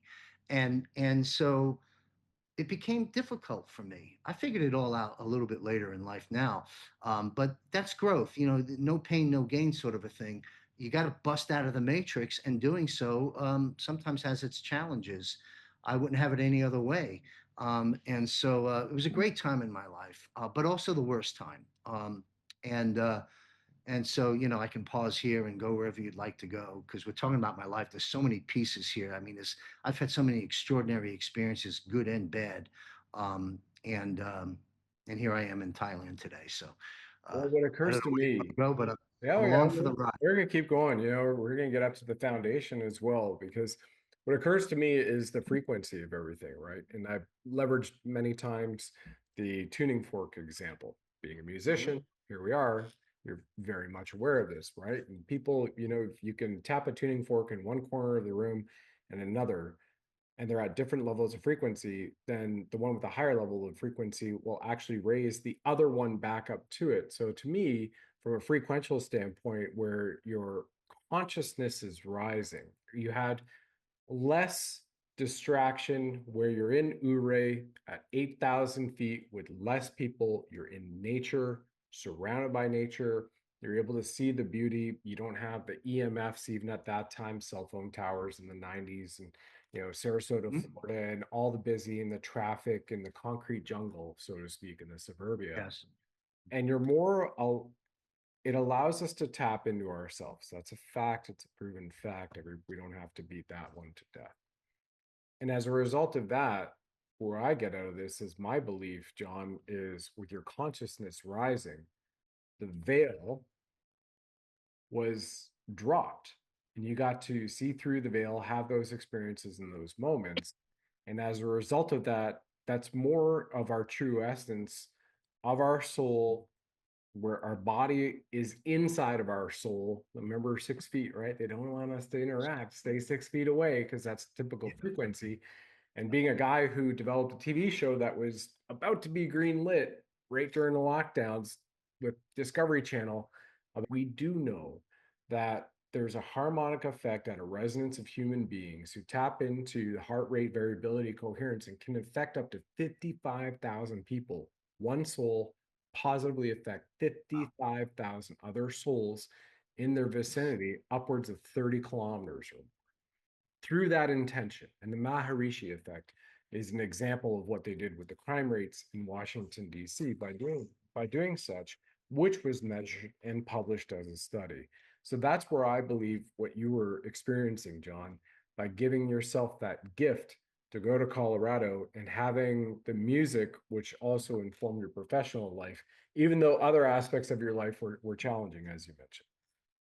Mm-hmm. What Yeah, for you? you know, some because the time runs fast, and I want to make sure people understand these are just nuggets. But basically, while I'm being this financial advisor, it's that back and forth thing. Um, at some point, I couldn't do it anymore. It was a higher calling, really, is what it came down to, and I transitioned my practice. To two different individuals and wound down the business as responsibly as I could at the height of my game, making money and maintaining three homes and all that noise. Of course, owing it all to the banks at the time. Not any longer. I stopped doing business with banks in 2011. Nice. It's all been cash or nothing, and so but I finished being a financial advisor and found out, hey, here I am in my, I guess 50s. I'm unemployable. I mean, I can't get a job anywhere. What skills do I have to work in the modern world? I'm an entrepreneur. What am I going to do now? So I launched the radio show on Salem Communications WGOL 860 out of Tampa Bay with Dr. Elliott. Kirk was my uh, frequent guest, and I interviewed G. Edward Griffin. I interviewed Sheriff Mack. I interviewed all kinds of people at the time. We brought in the architects and engineers. We interviewed them on 9/11. I was spilling the beans all over the place. So it was a higher calling. Yeah. That why I left. I couldn't be the financial advisor. I considered it Mount Everest. I climbed it. Looks nice. What's next? Yep. And so next was the higher calling, and the higher calling was all the red pilling I've been doing for those 12 years as an advisor. I had to do something now with that knowledge. And you when you look at this stuff, you will do one of two things. You either turn away and say, I wish I didn't see it. I'm not going there ever again, which unfortunately is what most people do, or you continue to go down the rabbit holes. And then when you do that, which I did, then you have it's it's not a decision, it's a process, but the decision is to be made. Well, okay, now that I know all this stuff, what am I going to do with it? Some people do nothing. Some people do something. I'm a something guy. So I formed a 501c4, the Save America Foundation. Yes, Trump used those words recently, but I had it first. For Save America Foundation, I formed a 501c4 in Pinellas County, Florida, and launched the WGUL 860 radio show. We used to hold public meetings. We'd have hundreds of people show up. This is when Marco Rubio was not even senator yet. And this is when Pam Bondi was What not. year are we looking at here? Just give everybody the time frame on the years. I'm going to say, Ballpark. I gotta bring myself back to that 2009, 10, 11 in that space. And I held what be like, please don't take this out of context to everybody. I gotta put it up against something. The Clay Clark Reawaken Tour, of which I was honored to be a media partner from day one and a platform speaker many, many, many times. I did that in 2011. 2010. I held a large-scale convention. We had 1,000 attendees. I had Judge Napolitano, who's gone sideways in my opinion today, but he was a good voice back then. I had him as a keynote. I had Sheriff Mack. I had G. Edward Griffin. I met Mr. G many times. Did a lot of work with him back in the day, and so I was doing these things a long time ago, and I was like Panasonic, just slightly ahead of my time. And we took our lumps for a lot of stuff. But Rubio, yeah, he wouldn't come speak to my group, even though I had the largest. Because at the same time, here's what happened: the Tea Parties formed. Rick Santilli from NBC, who stood at the bond desk, he was pissed off, went on a rant one day off script because Obama was taxing us to death and Obamacare was coming out, and he ripped into it. I'm amazed he kept his job, and he told some truth. And it fired everything up. And then Glenn Beck came in with the 9/12 thing, and the Tea Parties were formed. So I was invited to a tea party speaking at some Perkins, like a Denny's type restaurant in Florida. They rented a little back room because they would feed the people. And someone asked me to go talk. So I stood up there and I just told everybody what was going on. Well, the Federal Reserve is not federal. There's nothing federal about it. Blah, blah, blah, blah, blah. Boom, boom, boom, boom, boom. And That's I went, awesome. yeah, but this was a key point. I'm glad I remembered it. So I go sit down with my little entourage. What am I being at that time? I'm still finishing the financial advisor career, segueing into this other world. And actually, I was at a financial advisor, and I formed Asset Preservation Institute, where I could now tell people what really goes on the other side of the fence I used to be on, Yeah. and coach them. Bring me your statements. I'll tell you what this really means. I'll tell you what. And No buy risk gold on your and license. silver. You can just drop truth bombs. Yeah, I was free. Yeah. And that's what the regulators feared, because they knew I knew the stuff. And so, but anyway, so I'm at the Denny's, the Perkins restaurant. I get up and blah for 10 minutes. I go sit back down, and when the meeting was finished by the guy who was running it, everyone swarmed my table like they wanted a signature from the Beatles or something. And I was like, well, what is all this? I didn't realize the power of truth for people that were hungry for it. And that was a triggering point for me. And I said, oh my goodness, what am I going to do with this now? And it was so exciting. Went back to my office. It was 9 o'clock at night. I had the keys to the building. It was a big professional office building. I fired up my computer and I said, tea parties. And I found out they were forming all over the country. I said, holy smoke, I'm going to go talk to these people. And so I formed the Save America Foundation, a 501c4, because you needed an admission ticket. Remember, I don't have any three letters after my name. Who's Chambers? School of Hard Knocks? Why should he talk to us? So that's not why I formed the Save America Foundation, but that gave me an admission. He's the founder of the Save America Foundation. Bring him in.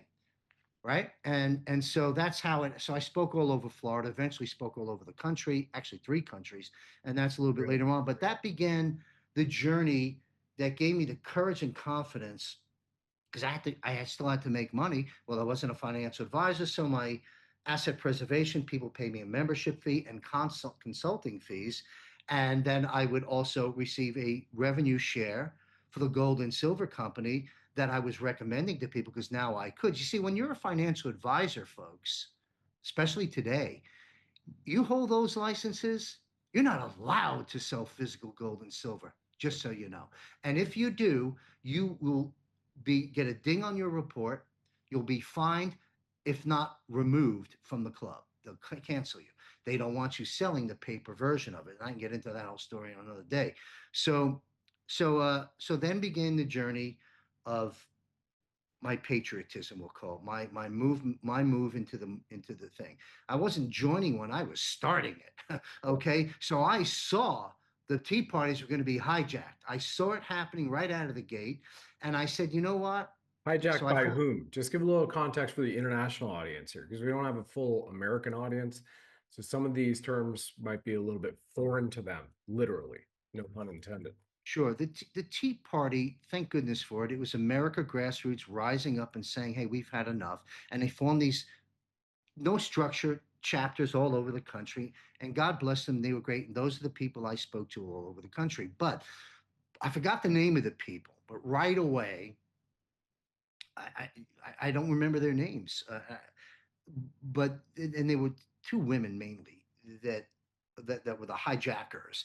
Basically, just the way the Republican Party would want to capitalize off a movement to serve what turns out to be their BS clandestine moves against us. We know that now, folks. Both sides of the aisle have destroyed freedom, and we're taking care of that business today. But back then, um, they hijacked the parties and they tried to structure them and take control over them to get their narratives out there. That's why Marco Rubio, we had the largest group in the area. He was running for Senate. Why wouldn't he come speak to our group? Because they looked at us and they said, no, these guys are conspiracy theorists fringe, and I ain't going there because that Chambers is going to ask me questions I don't want to answer, Marco Rubio. All right. And so he wouldn't speak to us when he should have. We had the largest group. So I formed the Save America Tea Party. And then I didn't want the word Tea Party associated because I knew where it was heading in the hijacked world. So that's why I formed the 501c4 not-for-profit Save America Foundation. And we cut our teeth in it. We had the large-scale conventions in 2 states. And we had media attention. I was interviewed live on the local news networks, always billed as the conspiracy theorist nut. Yep. And boy, am I proud of that today, because most of those conspiracy theories turned out to be the conspiracy facts and realities of today. In fact, we should call this period of time, Kiss a Conspiracy Theorist Month. Okay. But but the journey was interesting. Hug a veteran, kiss a conspiracy theorist. You're still alive and you're here with them, man. Yeah. So yep. Bullets in 60 seconds, radio show, Save America Foundation, consulting company, and rev share to fuel to make a living still. But I pared it all down. Came a big change in 2011, December. I was done. I did a responsible turnover, had 9 people on a board of directors for the Save America Foundation. I turned it over to them and resigned. I still supported them with ideas and finances, but without me there, it didn't work. Same thing with the Asset Preservation Institute, the few people there, including the economist. Without me there, I'm not tooting my own horn, I'm just telling you the way it is. It didn't last. And I couldn't, I moved to China. I sold the houses. I had 3 homes, all storage unit filled with stuff, Save America Foundation. I had a lot going on, but my life was falling apart, fighting the fight. And I didn't think at that time, think back Obamacare time. Right. I already knew who the Bushes were. I knew it all. It wasn't left and right anymore for me. Long time ago. So, but at the time I said, I didn't see the light at the end of the tunnel. I didn't believe we could save America and redirect humanity because of the elements that were before us. I said, I don't know how we're going to get out of this.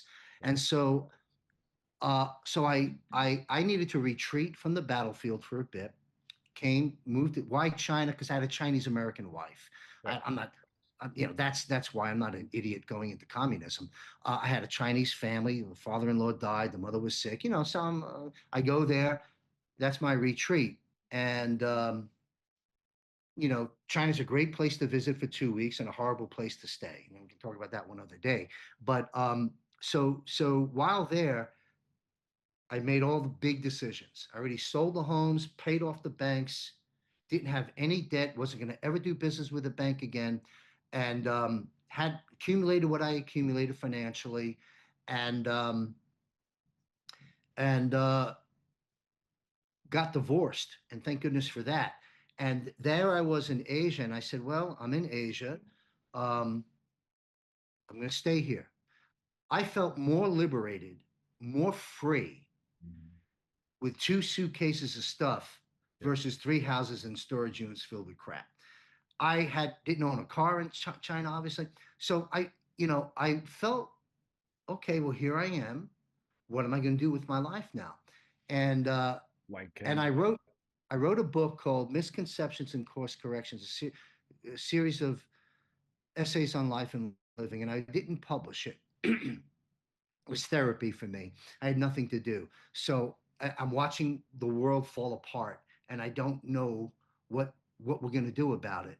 And it bothered me every second of my existence. So I wrote instead to therapy myself. And in one of the chapters, I can quote myself pretty darn close. I wrote, and this is in 12, 13 in Thailand, I wrote, uh, I believe that the most unlikely person in our hour of need will arrive and provide the desperate leadership that America and the world needed. And there I am, and some guy comes down the escalator.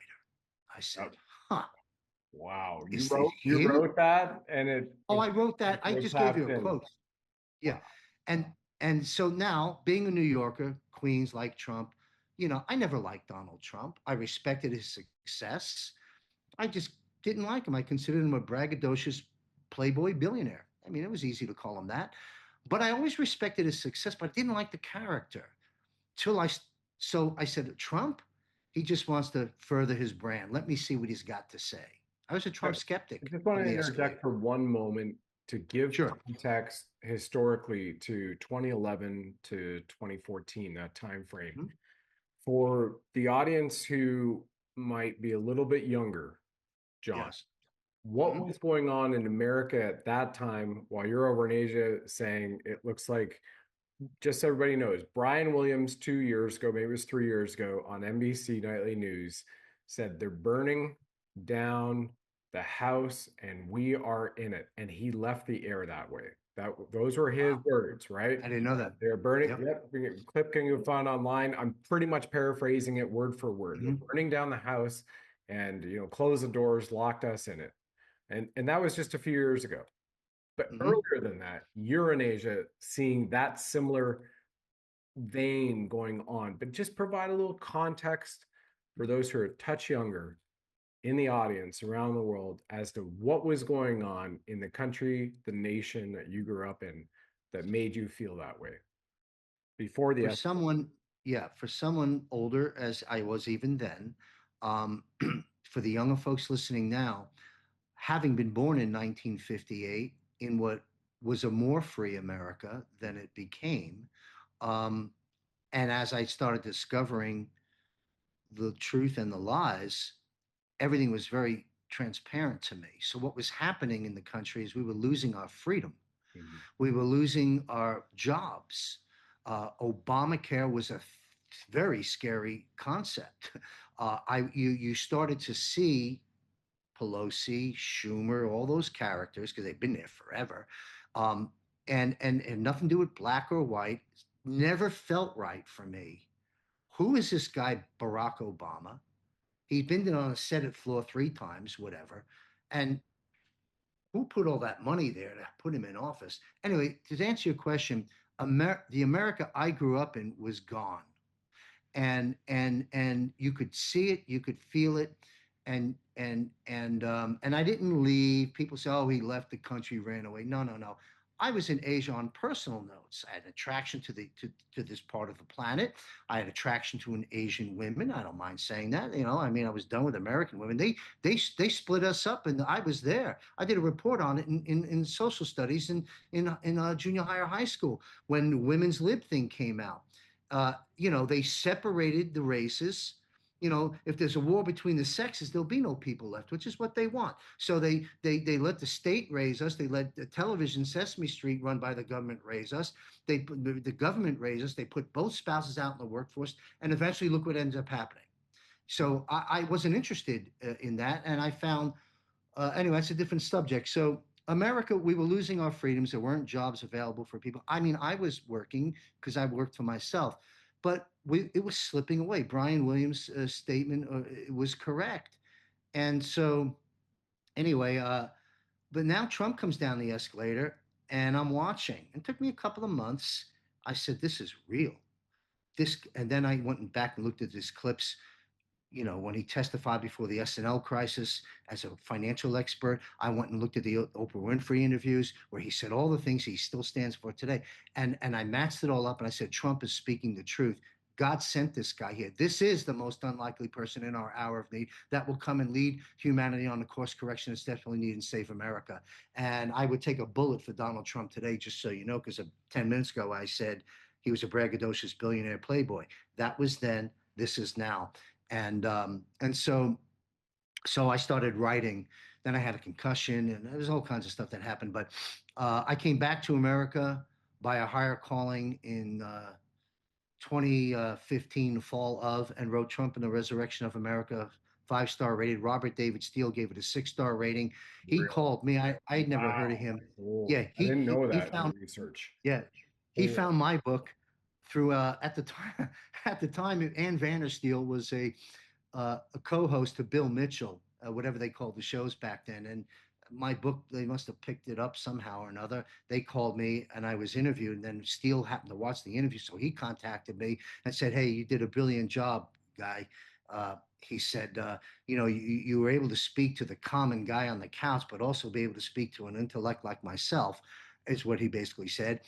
Brilliant writing, straight narrative. He says, "Do I have your permission to use your chapter on Agenda 2030?" I said, "Absolutely." And he 6-star rated it. And then, and then later on, he and I interviewed each other and so forth. But that began the journey. So I drove around in my Toyota Corolla with my books in the trunk, speaking all across America. Wasn't a good business model, staying in hotels and living on the road, selling books, but it was mission focused. And I realized that I had the ability to stand up in front of a group of people that were looking for information. Um, and it was friendly territory. But and I don't say this in an ego stance, I went down more rabbit holes than most of them did. They were Republican groups and Tea parties, which were good, but I was, you know, down dark alleys, and I always pushed the envelope before every group. I would be able to size up, and I got pretty good at it pretty quick because I spoke, I don't know, hundreds of thousands of times, and I could size up the audience pretty quickly and knew where they were as a group. I got good with group energy, and I said, okay, I know where I am, and I went one step above, and I would get a few people uncomfortable, but I mostly ended with standing ovations, people lining up to buy more than one book, and they haven't even read the book yet. And I realized that I am on a frequency and a vibration of high purpose and finding my way finally, after not being a financial advisor, but still not knowing, it's not a good business model. How do you keep yourself on the road?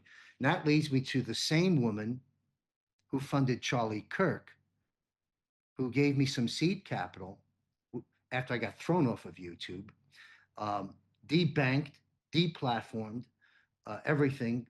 Dark windowed cars following me, trying to get into my community back in the day. I'm out of sequence with everything. I'm all over the map. But I tell you, one day I will write a book if it helps younger folks. I will also write a book on if you want to be in this movement, if there's still the opportunity to do so with all the things that are changing. I could write a book on that. I can coach and help people what to do, what not to do. But I'll tell you one thing, folks: follow your heart, follow your intuition. That's the gift. And don't ignore that. That's the most powerful compass you have. And the rest is mechanical. And while we have opinion leaders in life, be careful who they are, because some of them are imposters. And it's usually the closest people to you in your life that are the imposters, that don't have your best interest in mind. I hate to sound like that, but that's been my experience. The people that have turned on me and hurt me were always the people you trusted most. So trust but verify, get your radar up there, get your intuitive antenna high, and always trust your instincts and yourself first. And if you're blessed and fortunate enough to have someone in your life who is genuine, who really cares about your existence, good, you're lucky. An old Japanese Buddhist once said, if you live a long, long life, at the end of that journey, you'll be lucky if you can count on one hand how many people, good friends, you truly have.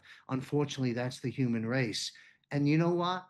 That's changing now, and that's going to be different. And the young people listening today have nothing but the best of everything ahead of you that I didn't have. And I'm so happy they're going to be med beds and technologies that can hopefully keep me healthy and alive for another 30 years, because I'm going to love what I see for the youth of today, for what is coming. And there's a double-edged sword with AI and technology. That's for a different day. But I believe we're heading into, I do believe, the golden age. And I can define that in various ways.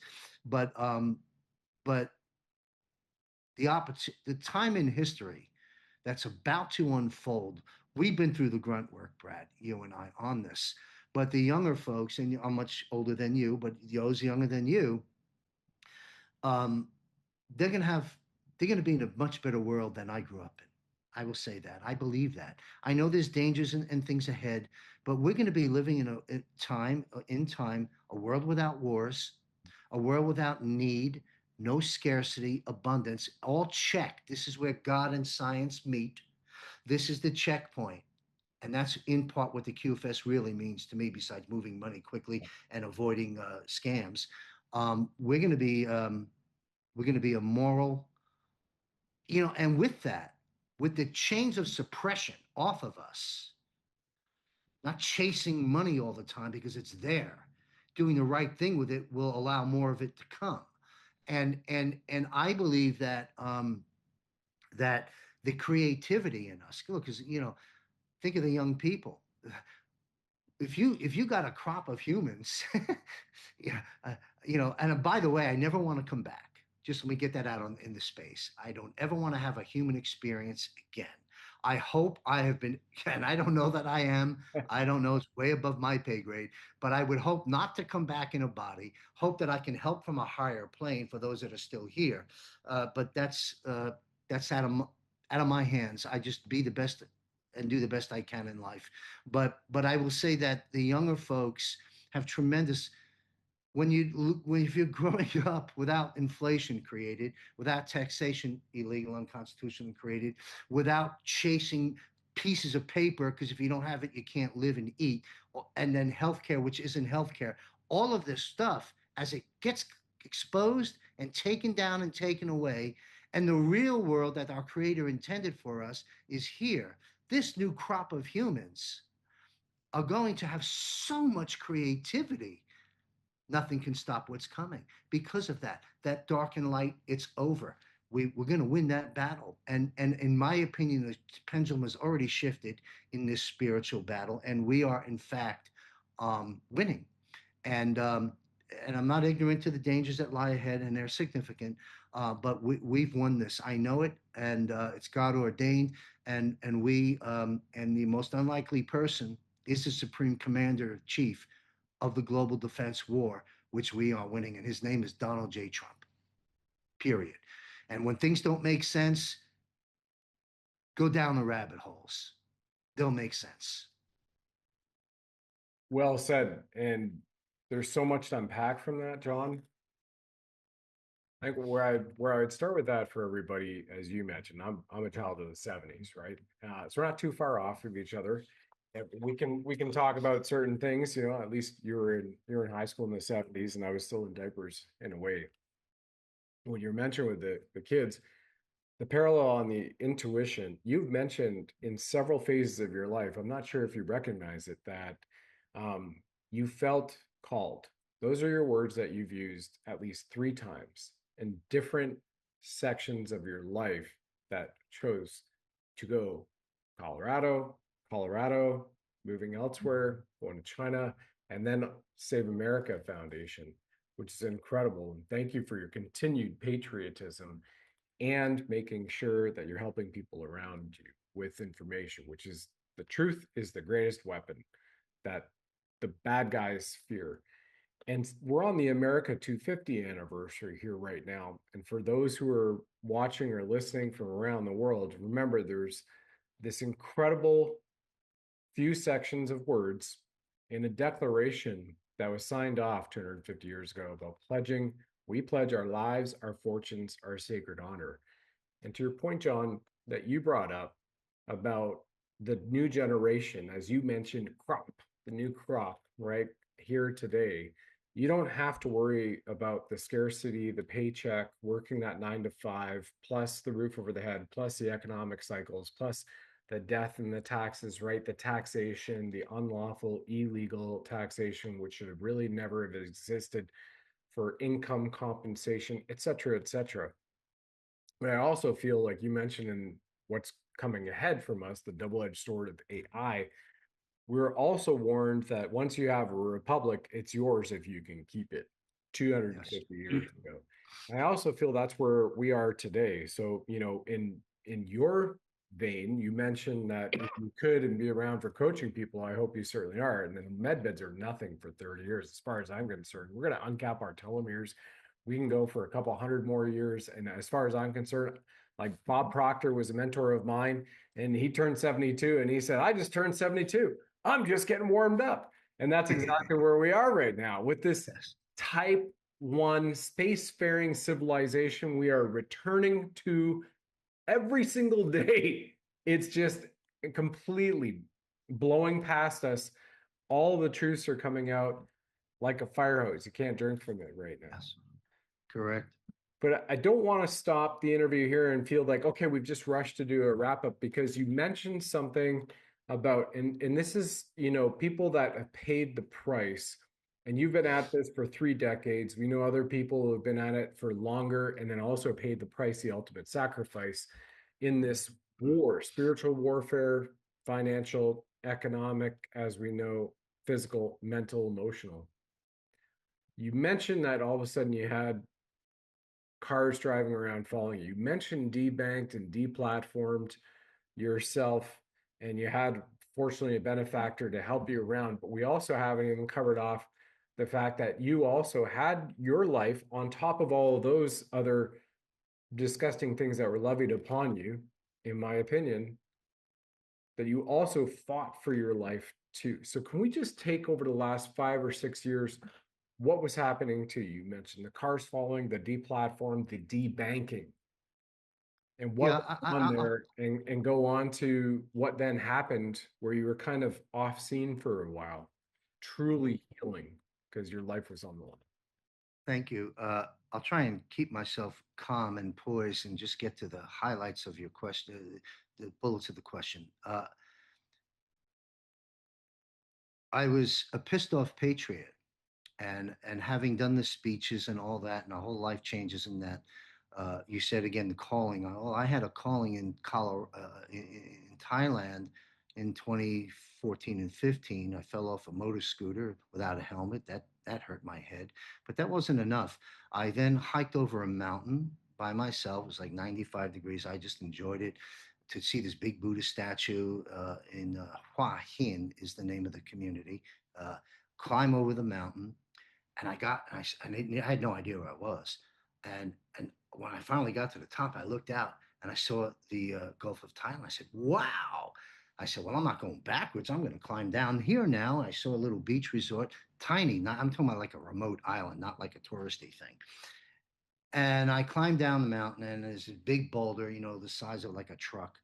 And I'm in the water, and I turn around away from the water for a minute to look at how I'm going to sit down, because it's a rock. You got to put your butt on a proper sitting. And in being barefoot, I took the shoes off. A wave came and knocked me down, and I had a massive concussion. And I don't know how long I was sitting in half water but I had like 2 golf balls on my head size. So I banged it twice. All corpuscles, of the ass and the leg. My cell phone was drenched in my pocket, cracked in half. So I hit hard. And I don't know how long I was, not conscious, but I got up, and then I was hurting and shaking. And I walked to this little resort. But anyway, I wasn't supposed to get into that. You asked me a certain question. Oh, that's okay. I want you to go down that road, because we still have divine guidance, which is watching over us to make sure that this story gets out here. So please. Okay. So the reason I invoke that story is I'll use a metaphor or an analogy. God was knocking on my head. First time I fall off the scooter. And the message ultimately was, get back home. Yes, because when I had the concussion, Trump hadn't arrived yet. It was as bad. It didn't, thank goodness I didn't crack the skull and I didn't have any blood in the brain. But I had a very severe concussion where the room was like a microfilm. I could just sit here in the room. If I moved my head this far, the room would go and I would throw up because my equilibrium was off just laying there. So took me a while to be able to walk without a walker, to be able to get up and function. So at the end of the day, as I started to get better, I started to write because Trump was running for president now for the first time. And I knew this was a phenomenon. I wrote another book, which I didn't publish, called What One Man Can Do. No Trump, no hope.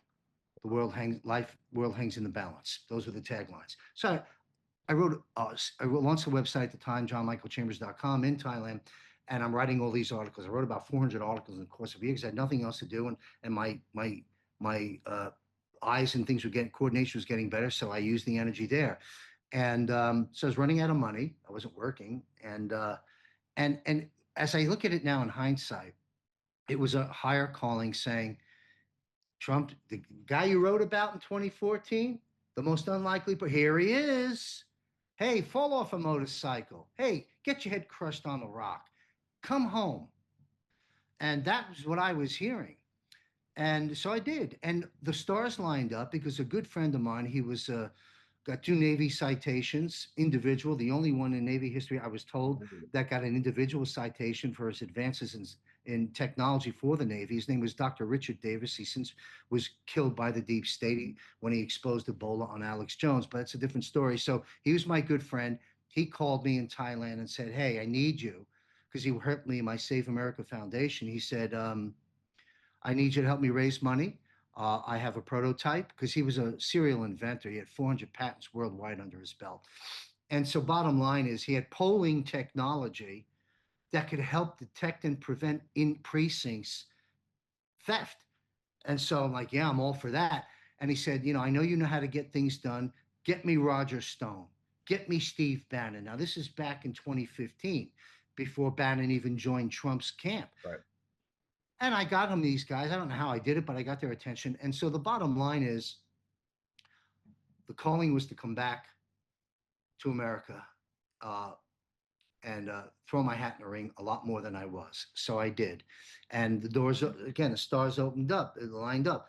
My Dr. Davis says, I'll pay you blah, blah, blah.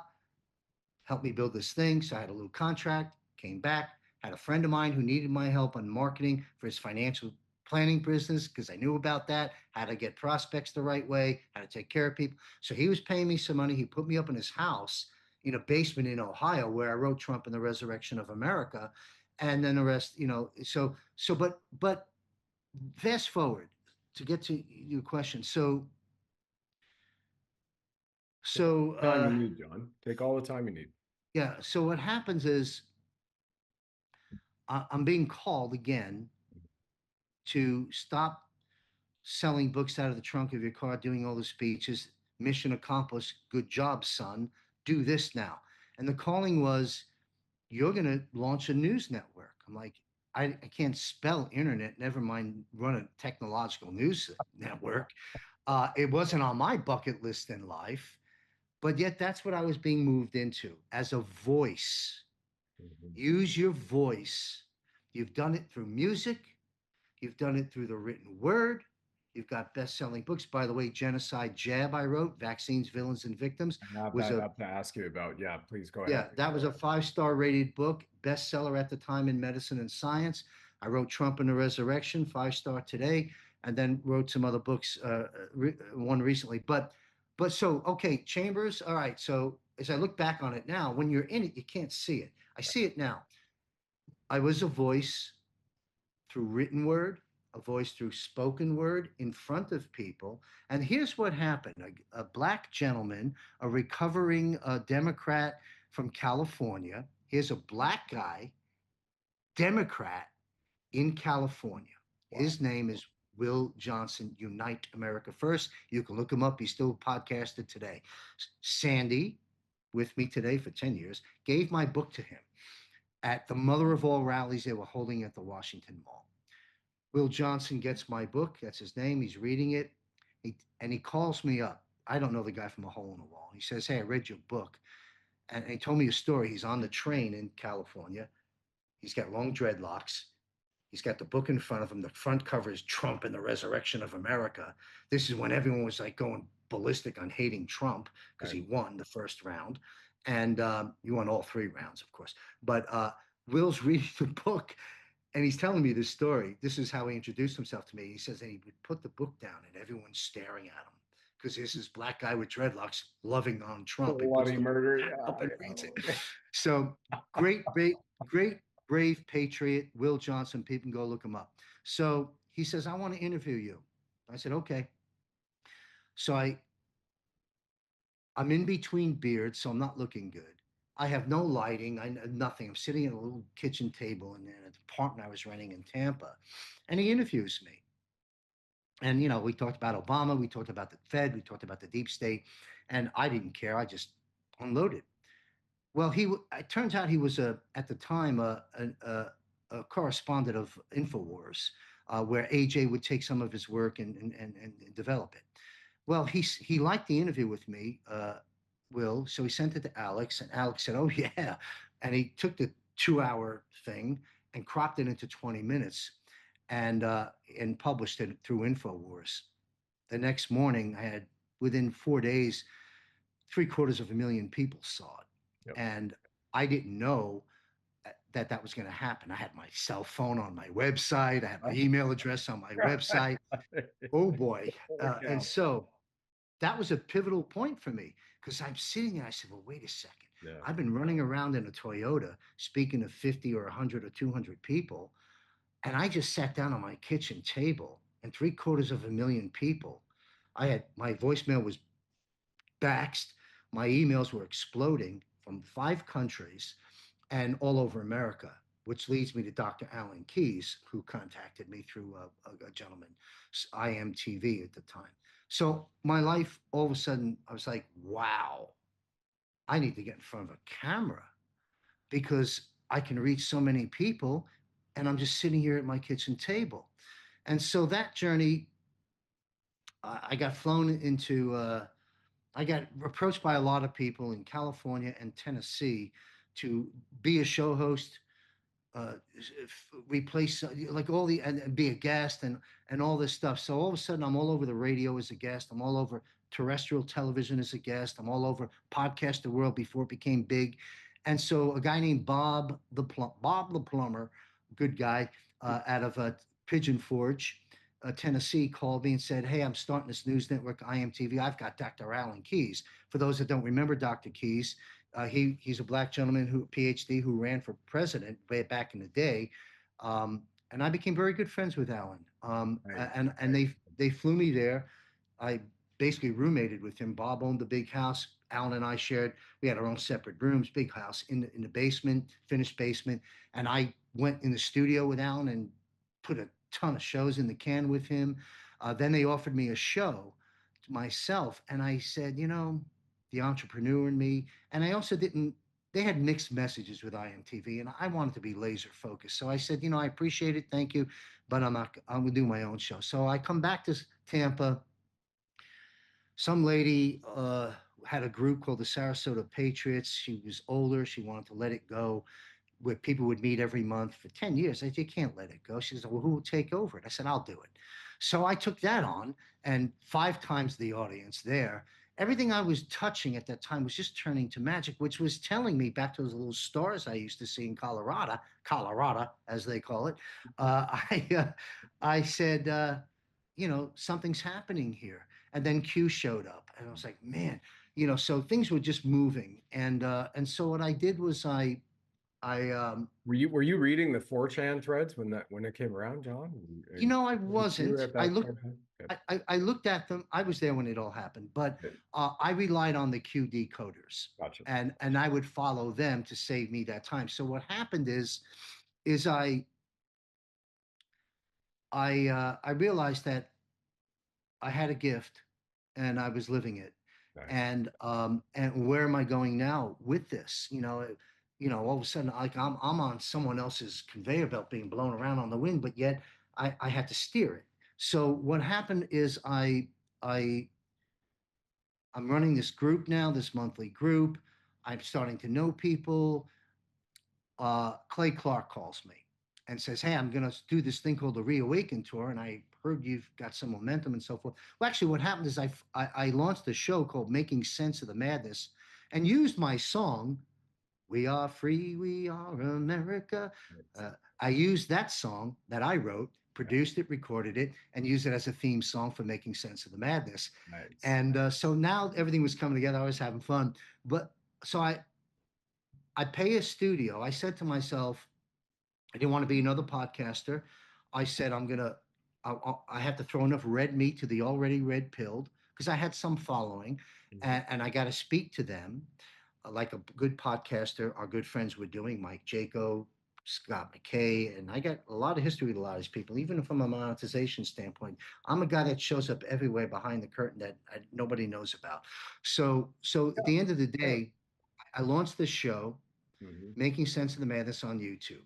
I'm I'm not monetized. I'm paying a studio. I made it look like Fox News, very professional. I had the shirt and tie on. I looked like Kennedy, but I found a formula that was able to bring in the target audience. We called them the normies, the sheeples, and at the time, and make it inviting for them by my narrative, but also at the same time letting the already awakened know that I know what's going on. Wink, wink, hang in there with me, and throw them a few red pills. And it all worked. And so I started to grow. And finally, I got monetized. My monetization system worked, and I was able to keep it going. Soon as that happened, YouTube canceled me. So I was furious because now it's coming together for me. All the years of everything I'd done showed up. Yeah. And the people loved my message. I was getting the truth out there. Dr. Tempany came. Soon as I launched the show, COVID hit. And so everyone had to stay home, except I was essential. I had a little media badge. I drove to a studio. The only time I ever wore a mask was to get on a plane to go speak at the Clay Clark events. The rest of them could pound sand. I didn't take the shot. I didn't do any of that stuff. In fact, what I did, which is what got me thrown off YouTube, is I brought my friend, who was already a friend I met in Ohio when I was writing the book Trump and the Resurrection of America a few years before. Yep. I brought Dr. Tempany on as a guest, and Grunwig, my co-host at the time. We called COVID out immediately, right out of the gate. I didn't wait to see. I knew, and we did it, and it got me thrown off YouTube. So I was furious, and I banged the walls for 2 days. And I said, what would Trump do? He would double down and counterpunch. Meanwhile, a friend of mine, one of my heroes in life, Paul St. John, I can put his name out there. I brought him on the stage at the Doral for my final farewell speech at the Trump thing. And I was honored because that Saturday, I opened up the Clay event, and Trump closed it. What a great bookend to be a part of. That's a bookend for sure. Yeah, President Trump. That's incredible. So I don't get hit by the people on the timelines. Trump was scheduled to show up and speak on the stage, but at the last minute he had to go to Idaho. But he did call in. Flynn put it on the phone, and he was the final speaker. So it was kind of a nice honor to be a part of. But back to what I was saying is, when I got thrown off YouTube, what was my counterpunch and double down? Well, my friend Paul St. John, who awakened me to a lot of things, bravest guy I knew personally, he was sharing my shows on YouTube with a lady whose name I can now mention, Rebecca Dunn.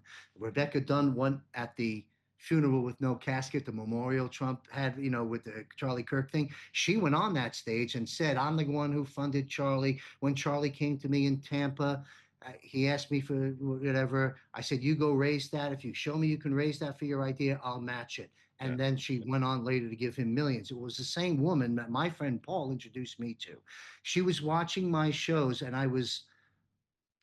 she wasn't fully awake, but she was on the right side of everything, and a beautiful, wonderful woman. And so just timing. So I get thrown off. She had watched the shows. I meet her face to face, like Charlie Kirk, pitching her for some capital. I said, I'm not going away. I need to form my own news network. My voice needs to be heard. Blah, blah, blah, blah, blah, blah, blah, blah. So I did my little business pitch for her. And I don't mind disclosing it. I got $125,000, which she said is crumbs, for foundation said she was helping Charlie in a big way. Right. She said, "But you're a good guy." And she said, by at the end of my meeting with her, she said to me in the kitchen as we were leaving the penthouse of this beautiful place, she said, "You know, John, I just want to let you know you had me at hello, but I just wanted you to go through the exercise." And So so so I got my crumbs nice. and I formed That's American Media Periscope. And I picked up others that we were all being thrown off at the time. Sean Morgan, all the good guys. I brought them in. Scott Bennett, rest in peace. And wow. I formed American Media Periscope. Mhm. And so then I almost died because of COVID, long haul, and then Dr. Tempany and Dr. Northrup got me ivermectin and hydroxychloroquine, but Well, my body was so you were shedded on, right? So it's the the exosome shedding. setting that Yeah, literally almost put you into the ground. Just take a moment to explain that for everybody, because you're about to gloss over it, I feel, and I don't yeah, I want was. to gloss over because of Okay. people are still going through it right now. All right. Here's what happened. First off, you know, there's always hope for those that took the vax because of all the technologies that are coming out now. And by the way, on JMC Broadcasting, as you know, Brad, you've been one of my honored and esteemed guests on our Global Defense War panel.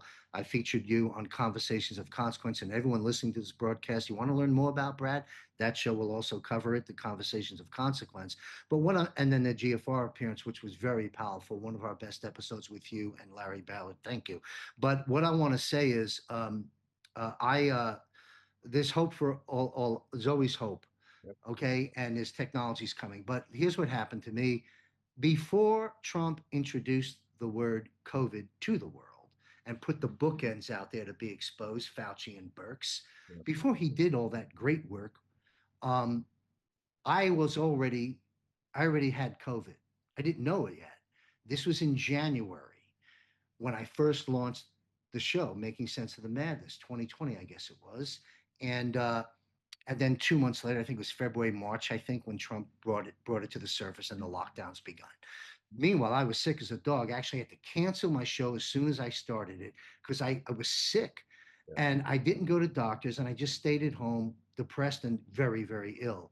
Because COVID is real. It's a bad flu, whatever the heck it is, but I was pretty sick. Now, but God gave us a good immune system, and I was doing the oregano and this colloidal silver and all the things I know to do, Nice. and I came back and was able to do the show. But truth is, my system was pretty beaten down. Then I got shedded on. I don't know from who or for how, but I had full blown symptoms. I was a mess. I had black lung, and I never smoked in my life. I had, thanks to Wano Savin, who introduced me to a name I can't disclose, probably know of her. Uh, and I went and got this advanced diagnosis and treatment. I had graphene oxide and spike proteins on my brainstem, my blood arteries with that of someone aged at almost 300 years old. Doctors Mark and Michelle Sherwood stepped in. Uh, First, Dr. Tempany got me the ivermectin, got me the hydroxychloroquine, and that helped. But I was already so shedded upon it, I relapsed, and I was a mess. And I was basically a candidate for sudden death. And Dr. Mark Sherwood, who did the extensive blood work for me, pointed all that out. Doctors Mark and Michelle Sherwood, I work most intimately with Dr. Mark, good friend to this day. And I can say that God first, the powers of the power, one. Number two, Mark Sherwood, Sherry Tempany, and the undisclosed woman from Juan saved my life. That in that order. And so the entire time I'm running American Media Periscope, I'm operating on one cylinder, but yet I showed up at the speeches. People didn't know how sick I was and so forth. I had digestion issues. I mean, I was just a mess. My body was falling apart. Thank goodness I'm healthy now. My blood is clean. In fact, I just had some blood drawn. I do every 6 months now, and I'm in great shape. And so there's not the gloss over, but I want to throw this out, a little story that nobody knows. Pete Santilli, show host, contacted me and said, "Hey, I know you're not far from Roger Stone. Roger has, he's got lung issues. People know he has emphysema or something of the sort, and he's not young, and he got COVID and he was deathly ill. and Stone's doctor wouldn't get him the ivermectin or the hydroxychloroquine, and he was suffering. So Santilli called me and said, can you help Roger? So I called Roger, and I met him. I had lunch with him, but that was later on. And I said, Roger, if you trust me, I said, I'll take right now out of my medicine cabinet half of my inventory of ivermectin and hydroxychloroquine. I'll stick it in a FedEx envelope. You swallow those pills. Here's what Sherry told me to do the same thing. Yep. And he did. And a week later, he texted me and said, you saved my life. And I said, no, Trump saved your life because Trump brought us ivermectin and hydroxychloroquine. So I've always been a middleman, as I am as a host right now in JMC Broadcasting. My role is that. So, ladies and gentlemen, our show will continue after these brief and important messages.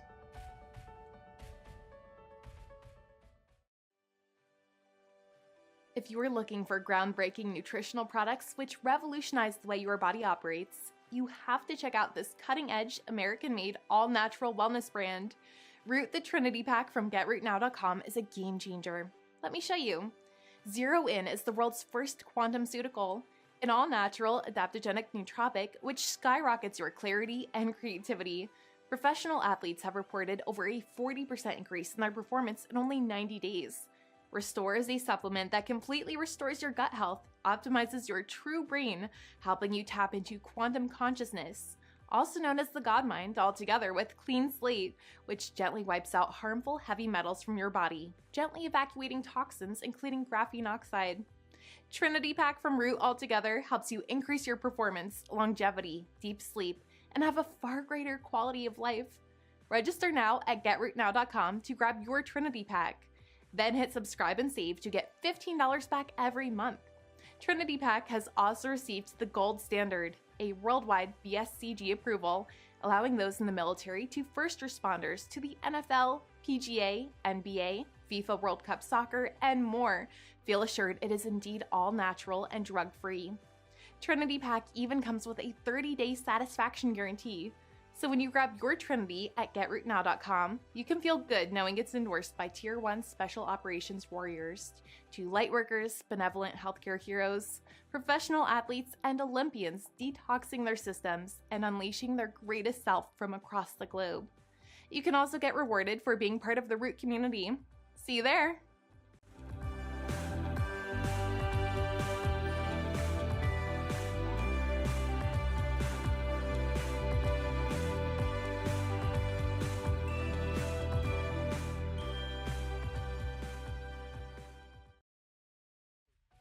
And now, back to our show.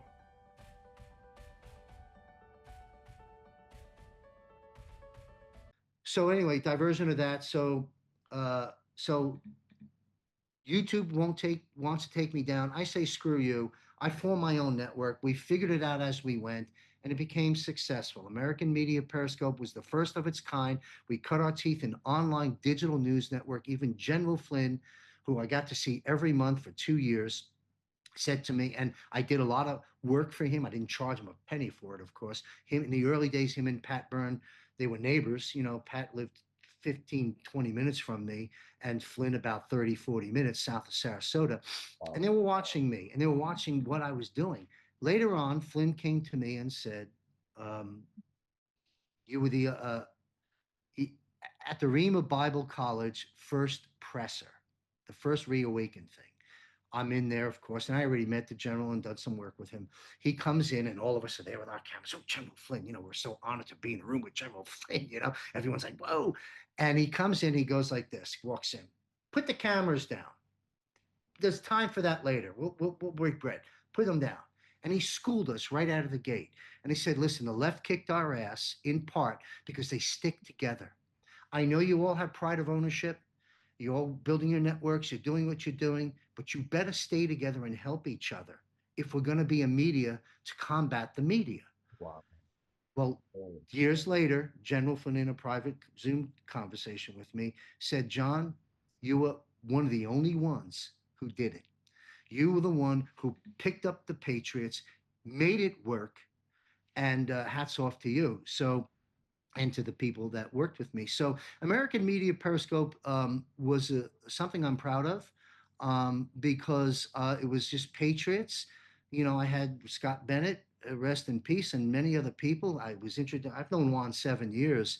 I have a lot of history with Juan. He spent 3 nights in my house. We've spoken at conferences, and he's my friend. And he visited me when he was in Asia. Came to see me in Thailand. We spent the night.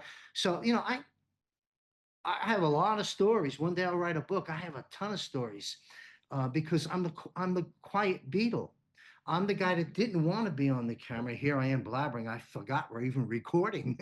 You're good. Hey, you're very good. You're very good. That's my best Robert De Niro That's for a you. really good one. But yeah, well, we should probably nuke the name on that. But yeah. Yeah. Well, hey, look, Now De we know Niro. Gitmo. Yeah, exactly. Yeah, yeah. No, he's bad. He's a great actor. Horrible human. Yeah. But anyway, Brad, to conclude all this thing here is American Media Periscope. Because everyone was trapped at home except me, Yeah. I drove to the studio. We were live. Every show was live right out of the gate, and everyone was forced to stay at home. And what do you think they were Googling? COVID. And who do you think showed up? Me. Wow. And so we had 10 million views in our first couple of months. It put AMP on the map right out of the gate. And it was so much energy and power to manage. And we did it. And we grew to about 35 people on camera and behind the scenes over time. And again, media partner, platform speaker. And so, put us on the map. And I was very ill. And now I have to mention it because people are wondering, well, what happened to American Media Periscope and what is JMC Broadcasting? The short version of that story, and I'm not privy due to agreements in writing right now to disclose fully, but that story will be told one day, folks, because there's a lot of value that will come out of it for everyone. But right now, I'll just let everybody know. Um, a group of people came to me and said, "We'd like to partner with you or buy the assets that you've built." And that group was General Flynn, Floyd Brown, and a gentleman named Mark Schaffline. And so they acquired the assets of American Media Periscope, all public record because they had a publicly traded company. Well, not officially publicly traded; it's an over-the-counter, but it's a registered SEC company, Pink Sheet. And the shell is there, and they want to acquire media assets and give the Associated Press and the mainstream media a run for their money. Floyd Brown, having been hugely successful in Western Journal beforehand, and a good friend of General Flynn, me and General already having hobnobbed and talked with and had some interactions with over the years, I felt I was putting the company in some very good hands. Sadly and unfortunately, the foundation I built that they were going to grow into a big skyscraper never happened, and that's all I can say about that. But what I will say is, I wasn't looking to sell AMP. It wasn't about money or business. It became a business because there were 30 some odd people. We had to monetize. We had zero debt, 7 digits in savings, and all this came, remember, with crumbs in my pocket, Brad, Yep. except the 125 that I burned through in the first 3 months to put the network there, and the rest I figured it out. So I monetized it. I also monetized some very popular podcasts that are your best friends, and through systems I created.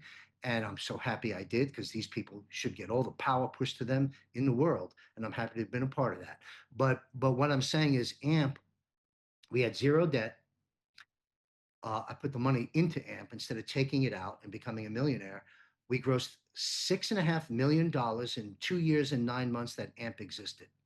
And in yes, indeed. censorship, in lockdown, in the greatest misinformation, empire, empirical, IMPER, everybody, not an EMPI, with an IM, empirical, British, Crown, Corona, clampdown on social media. You guys were able to do that. You did that. Yeah. That's really I was the visionary and some innate leadership skills with flaws. I've grown a lot from that too, but I give credit to all those core people that were loyal and did it. And I all of a sudden became a podcaster, thrown off, sick, with people following me in cars, to a guy paying 5 and 6 digit salaries to podcasters. No one ever did that before. That's for the history books. And so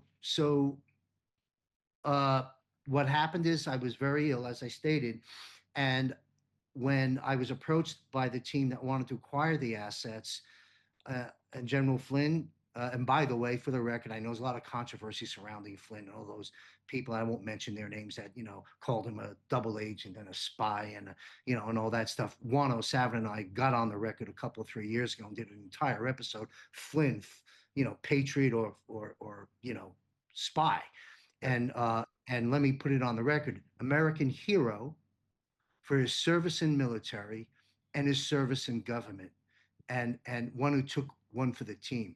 God bless General Flynn, and I'm on the record with Juan for that. Now, but And President Trump has just signed off on him not long ago. yes, yeah, right. We know they're working together in a various capacities, let's say like that. Military operation. What is it? Military operation. Yes, yes. So at the end of the day, AMP is an attractive buy because it has no debt. It owes the IRS nothing. It's got a team of patriots crushing it. We had a couple of 3 million views at that time when it was transitioned. It had cash flow that was very, very respectable, 6 digits, savings, blah, blah, blah. But unfortunately, the skyscraper never was erected. So here's JMC Broadcasting. Today, I'll report it's only been established 8 months. We had 14 million collective views, verifiable third-party analytics last month, 10 million on average the previous 4 months, 300,000 visits to our website, and over 200,000 followers when you add up all the platforms, Facebook, Twitter, Rumbles, and all the stuff. Now, I sound like I'm boasting. Why am I happy about that? I'm happy about that because it makes the work, the effort, worth it when you reach more and more people. And because as you well know, I bring on military, intelligence, and economic experts by and large, and then just some very knowledgeable people to deliver the truth as we know it to be, to help us through what we're all dealing with, the course correction for humanity and the saving of our republic, and supporting President Donald Trump and the military operation that Derek Johnson has educated every one of us about. And so I'm honored and proud to be a voice in this movement. This broadcasting network is my life. It's all I do right now. And I was completely unmonetized coming out of pocket of my dwindling retirement account to pay people. And now I am monetized and getting that started. So I believe I'm going to be a force to be reckoned with. I don't think anything's going to stop this momentum that I have right now. And it's thanks to the audience as well for sharing the work and putting it out there. People, Brad, the new folks, we'll call them the target audience, they're looking around. And we need to help them, not pound them down because they don't get it yet. It's our responsibility to help them get it. And that's what my network is all about. And that's why I bring on experts like you and others to deliver the truth to people. I take all the fat off and I just go for it. And it's working because people want the truth, and we're delivering it to the best of our ability as we know the truth to be. So that's kind of some of the stories of my life and my journey. Am I coming back to America? People often ask me. Probably for a visit, but people retire overseas. It's not, I didn't run away from the country. I'm doing more for America than most people in America. Okay. Exactly. I'm just in a different place. What's the difference? Exactly. Yeah. But lower cost, no GMOs. I haven't seen a chemtrail. Food is great. It's medicinal. It's delicious. Yeah. It's a Buddhist nation. People They're are kind. amazing. Yeah. They're I'm extremely happy kind. They to. look out for each other. They've got the community. Yeah. And lower cost. But listen, I might come back to my feet haven't been on American soil in 3 years. But I think I got a little thing, Birdie, saying second half of 2027, that's the time for me to come back for a lot You're of seeing the different dots. You're reasons. seeing the dots for 2027. I am. The dots are coming back. They're in the invasion of the dots. And Right. but anyway, um, I enjoy what I do. It's taxing. I'm a content creator. If you want to stick me in a category, I host I have two military panels, different panels, the one you're on, and then the other one with Brigadier General Blaine Holt, retired Lieutenant Colonel Matt Meck, which is Juan's chief of staff, Marine. I have Captain Pete Matisu, the Navy. I have Captain Tony Schaefer, Lieutenant Colonel Tony Schaefer, and Juan O'Savin. That's that panel. Then there's us on the panel you sit on with Bossi and Jaco and Derek, yourself, and I love Tom Lennox and the other gentleman, Sellers. Great, powerful, incredible people. And that's my two panels. I do the live global financial reset every Wednesday, strictly on the economy. Then I have a special report with Sheila Holm once a month. And I do my daily war reports thanks to anonymous Guardian Daniel R. People should go find him on Telegram or Instagram, one of the grams.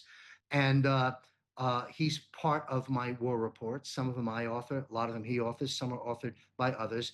But my war reports are daily, 3 to 7 minutes on camera.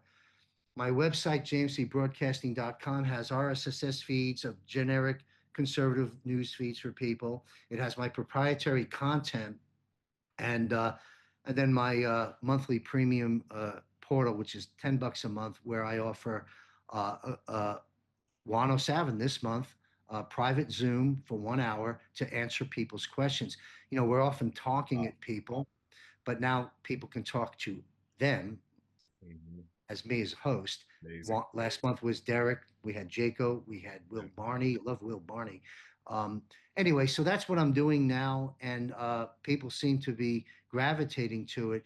The numbers I've got 6 core people with me, 4 additional that are valuable but less critical, and that's the team now. And I'm about to make a quick final announcement. I'm launching healthcare. I know all the doctors and all the right people. Nice. Mickey Willis is going to come in. We're going to give the light of day to the healthcare issue, same way I do on the military, intelligence, and economic. We're going to mirror and parallel that. The team is ready to go. We're launching crawl, walk, run starting in June. Love it. That alone, coupled with the momentum I have, dare I say we have 30, 40 million collective views at the end of this year? You bet. Mainstream media is finished. Yep. We are taking over the spaces. Not that I'm the top guy. I'm over here somewhere. But our voices are now being heard and listened to. You, me, all of the good guys here. And the rest are being discovered who are imposters and grifters. They'll get weeded out. But I'm excited to bring the healthcare thing in because it's so important. The only reason I didn't do it is I had a penchant and a purpose to go what I did, and I'm glad I did. And now that it's an oiled machine and got the audience, I'll bring in the healthcare and do the same thing for it. Nice. From three perspectives. One is how we're going to get healthy. 2, the future of health. 3, the legislation aspect, what's going on, when will we see Nuremberg 2.0, what's Bobby doing, and all of that. One last announcement. I'm sorry, I'm grandstanding here on the announcements, but I never have an opportunity to be a guest. I'm launching a new show. I'm honored. Thank you. I'm launching a new show in June called Off Planet with JMC. And I'm going to be a monthly panel. Yeah, I remember back. Yes, we had that moment. You know why I'm nodding with that. Yes.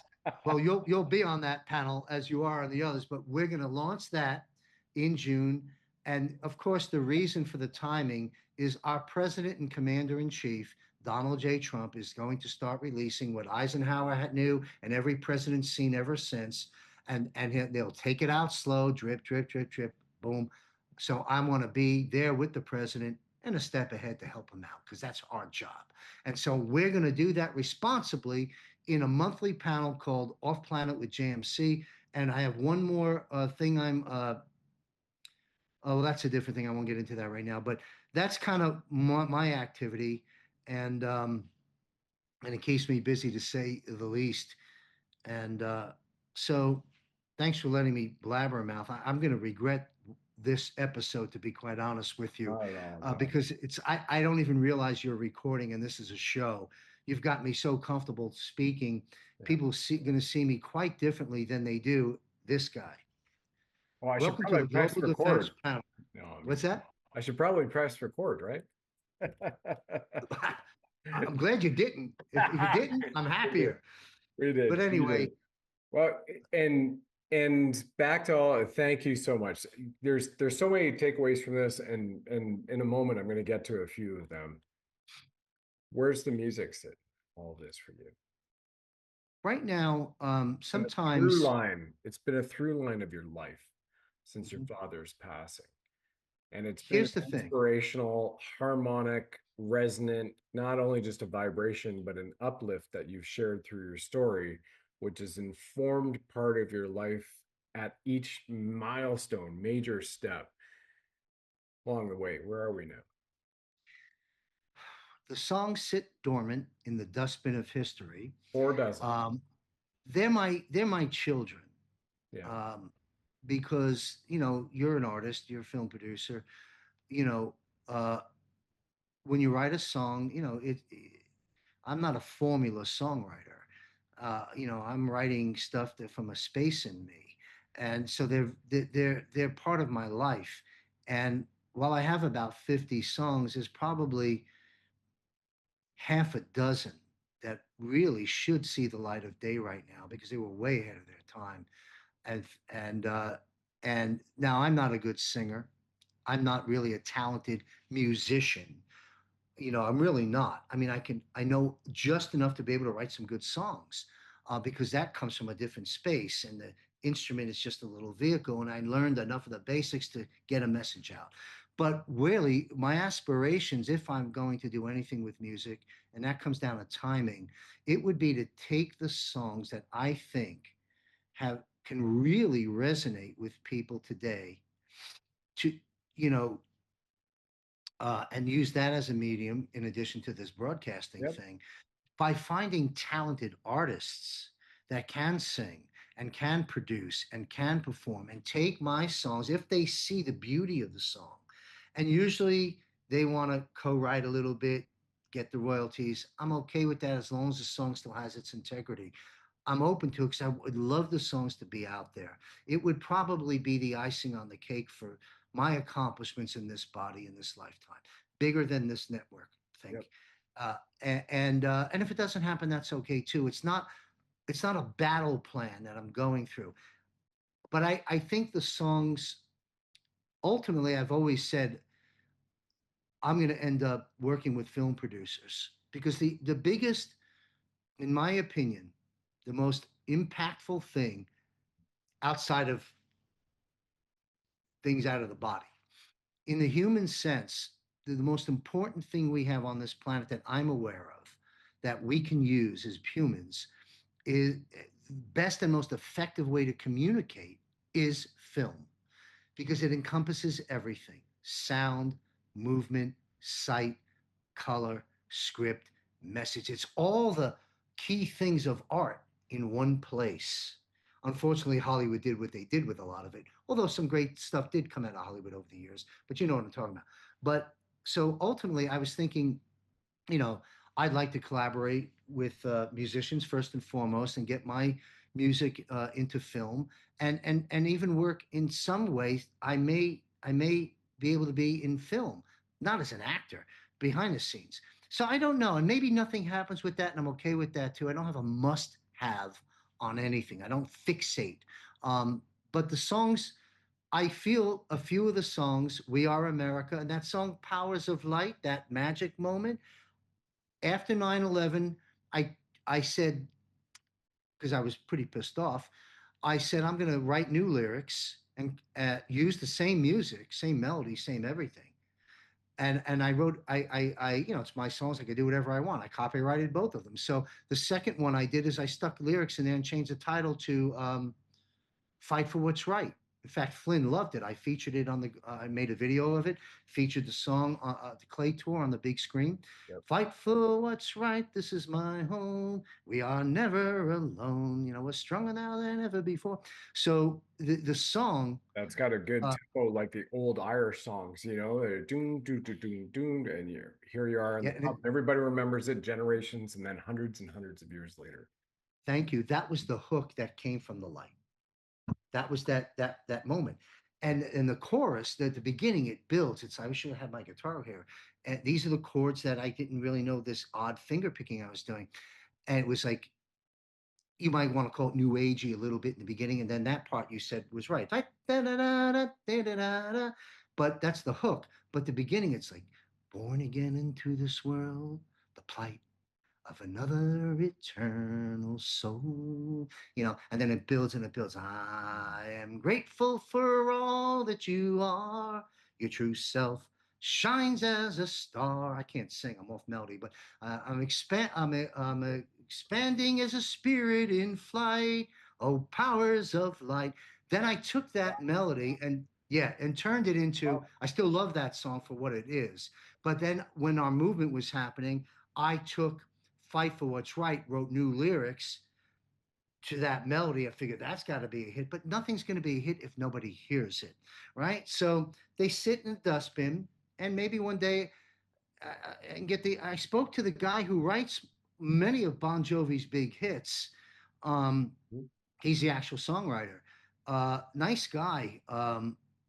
And you know, but you know, you meet someone made an introduction, but nothing came of it. You know, like, you know, it's not something I'm going to put a battle plan out and see. If I choose to do something with the music, I'll be guided, and it'll be the door will open. That's how I look at it. So you asked about the music, sure, an important part of my life, and an unfulfilled, to some extent unfulfilled. I feel rather fulfilled knowing I've created them. Mm-hmm. But it had more of a message. The message wasn't just for me.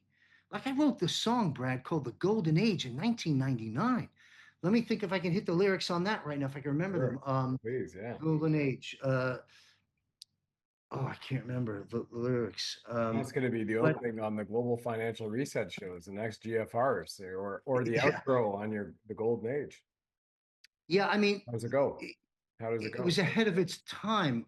These songs were, and they should be heard. Mm-hmm. They have good melodies. Mm-hmm. They just need a good producer that finds a genre that will listen to it.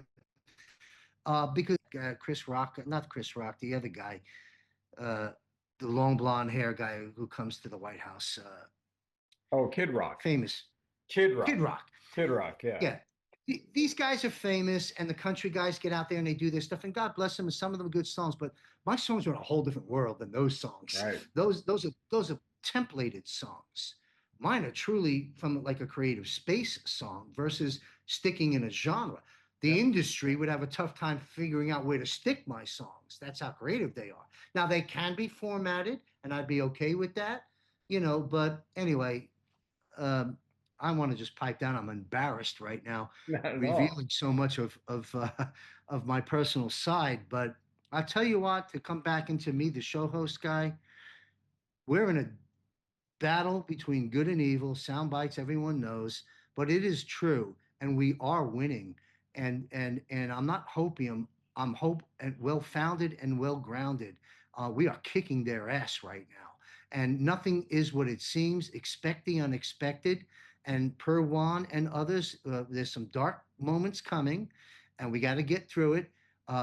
You know, the way out is the way through, and that's what we're doing right now. And our job, in part, is to awaken, inspire, and motivate. The tagline of JMC Broadcasting is to keep us informed, empowered, and connected. You know, a patriot alone is a target. A patriot in a group is a force to be reckoned with. And that's what we need to do. And that's what where we go one, we go all really means. And nothing's going to stop this. Do I think JFK Jr. is alive just for fun? Yeah. Will Will we find out? Yeah. Yes. And if he isn't, okay, I'm okay with that too. But I believe he is. Do I think Juan O'Savin is JFK Jr.? Excuse me, with all due respect to Kerry Cassidy, he is not. He is not. When you talk about a belly pack, I've seen Juan with his shirt off. I love you, Juan. Going from the guest bathroom You've tugged to the the beard, guest room. huh? You've tugged the I, beard. I, I Sat on tugged the the left beard, of and the and and Jennifer Mack will tell you she'd like to see him lose some weight. beard. Okay, so but to Kerry's, because I don't create dissension in our movement, to Kerry's point, there's been some interplay between the two. They have history together Mhm. as youngins back on Martha's Vineyard to present time operations. Well, as you stated, Juan is a white hat of sorts. Juan's got some sort of military credential. You can't have access that he has without some kind of credential.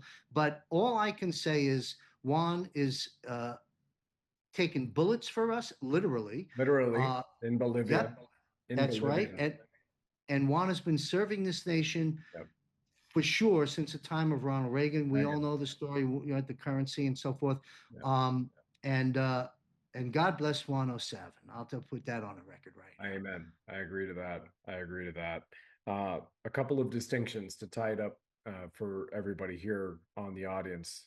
And because once again, on the art of your heart, hearing your heart speak, listening to your intuition, and allowing divine guidance, to allowing yourself to create a space for divine guidance to flow through you, or just listen to your whatever you want to call it, higher self, your soul. That's what I call it, soul speak, hence the name of the show, the title of it. With you, John, you know, we, we've had a couple of interesting facets. You've heard in conversations, Consequence interviewing me, right? Mhm. It was Top Gun that did it for me in the film. I either wanted to fly jets, and in Canada it was F-18, so I'd have to go to Royal Military College, no problem. So the earliest thing I could join Royal Canadian Air Cadets at 12, no problem, did it. Or I could make those films, be in those films, put myself in the situation for that, and then I did that through, the drama and everything else, and getting to that point in time where, hey, I could get a half scholarship to NYU. And then, we know what happened in that interview. Then I got into real estate investments for myself and building the business to make the money so I could just pay my way to film school. I don't have to worry about them handing something out or whatnot. I could just pay it to go get it done. And then as you had your accident, and this is where I've said several times on different shows that I've done, one more or less through Starseed children's shows, that your soul will give you messages in threes. There's a trinity, a number, and you were referencing that with the concussion on the motorcycle, then what you had with the rocks and the waves, to listen to something that you are ignoring in life. And part of the reason I'm sharing this with the audience now and that you shared that is so, especially our younger generations, like you can look at our wisdom and experiences and the hard lessons that we've paid and the physical toll that we've paid so that you hopefully don't have to go through that too. Because with me, it was the divorce, getting run over on my motorcycle, going up on the windshield, catapult across 3 lanes, slam into a fire hydrant. They spineboarded me, thought I was dead, and then having to learn how to walk again and take those 2 years and do everything, which led me back into film, back into stuff, and having to do a virtual mentor, and then having to do spec scripts and having to strap myself back up and following those divine signs. So, because I'd never done it before, and I'd never went to a school, right? Like you, I never went to a film school. I never wrote scripts. I did it all on spec. But I was listening to this, despite what the analysis was telling us, and you have perfected that multiple times in your story and sharing it here. So, what's really key, if you can summarize for anyone who's listening and watching, are there one or two nuggets of wisdom from John Michael Chambers that you would say that, hey, if you're facing something in your life, take a look at it this way? Or is there something that's come to you out of your own lyrics that you've written, perhaps, that somebody might want to hold on to if there's those dark moments that you mentioned ahead, because there's greater times for our entire civilization coming right after that? What's difficult about answering that is it's such a personal thing. Everyone has their own experience or whatever the issue is that they're confronting. So it's hard, it's not an off the shelf response because it would have to be so tailored to that person's space and debacle or whatever, or challenge or journey or trials and tribulations. So if I have to pull something off the shelf that's kind of all encompassing, it is two things that I'll just spit it out that just hit me. So one is it's so important to have someone in your life that understands you. Being understood is a rare commodity because nobody's listening. They talk. Oh, this thing's going across, but no one hears anything. So finding someone who really, we all want to be understood and we want to belong. So find, if you have someone in your life like that, that's a gift, and and bring that person in closer. That's the first thing that comes to my mind. The second thing that comes to my mind is what we said before. At the end of the day, intuition. You know, you've got to, ultimately you are your own counsel. And John Lennon once said, uh, at the end of the day, you know, no matter what, it's you and the man in the mirror. That's what it comes down to. But we're humans, and with that comes all kinds of blessings and all kinds of curses, because I actually think, as beautiful as this planet is, and the whole thing with the earth and the sky and the plants and fruit, I mean, it's just incredible. It's also a prison planet, in my opinion. uh, you know um, like I said before, I don't want to come back. I don't want to go through the birth canal ever again. Uh, but that's not an answer to your question. The answer is, we want to be understood in those moments. Having someone that you can trust, who really, it's such an odd and hard thing to have, but if you have it, that's a good source to rely on, and your higher self. Depending on the person's mess, you obviously can give much better tailored advice. But and then also, I always used to say, if I live to be an old man, I can basically consider myself that today. But let's say older than that, when you get 68, like I'm not old. 87's old. Then when you hit 87, I'm not old. 103 is old, right? You keep kicking the can down the road. But right now at That's for sure 68, not. Yeah.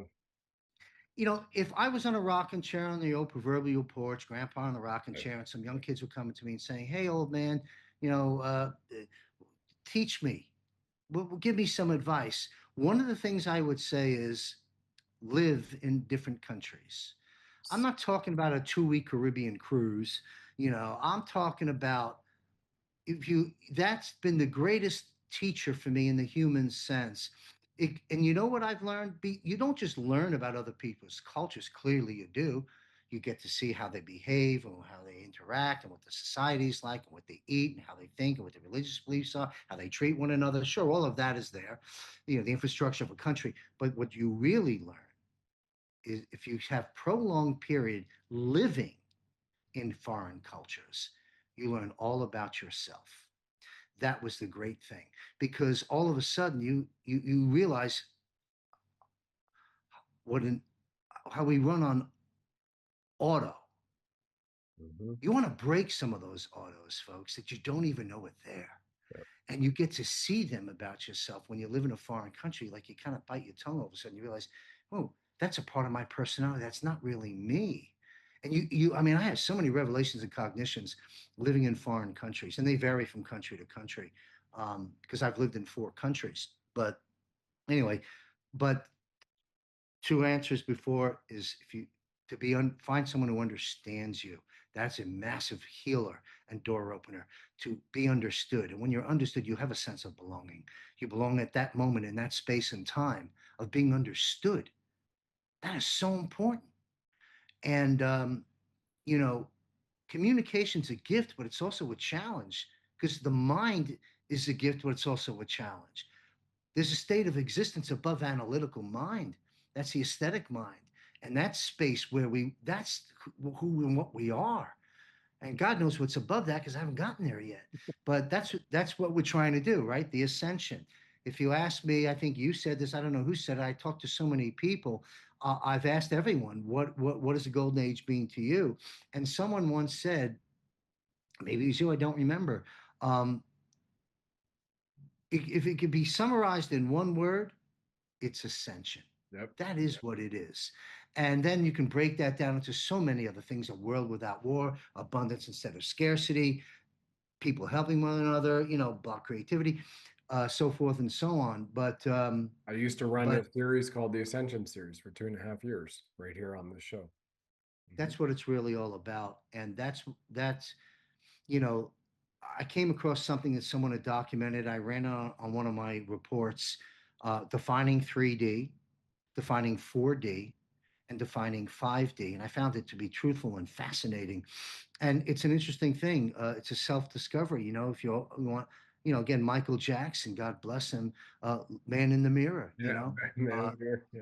starts with the man in the mirror. So take a look at yourself, have an honest assessment. Are you in 3D, 4D, or 5D? How can you continue to rise through these existences? And I find myself still in the 4D, sure, but I find myself in the 5D a lot, and it's a lonely space to some extent until you're fully there. Then it's far from lonely.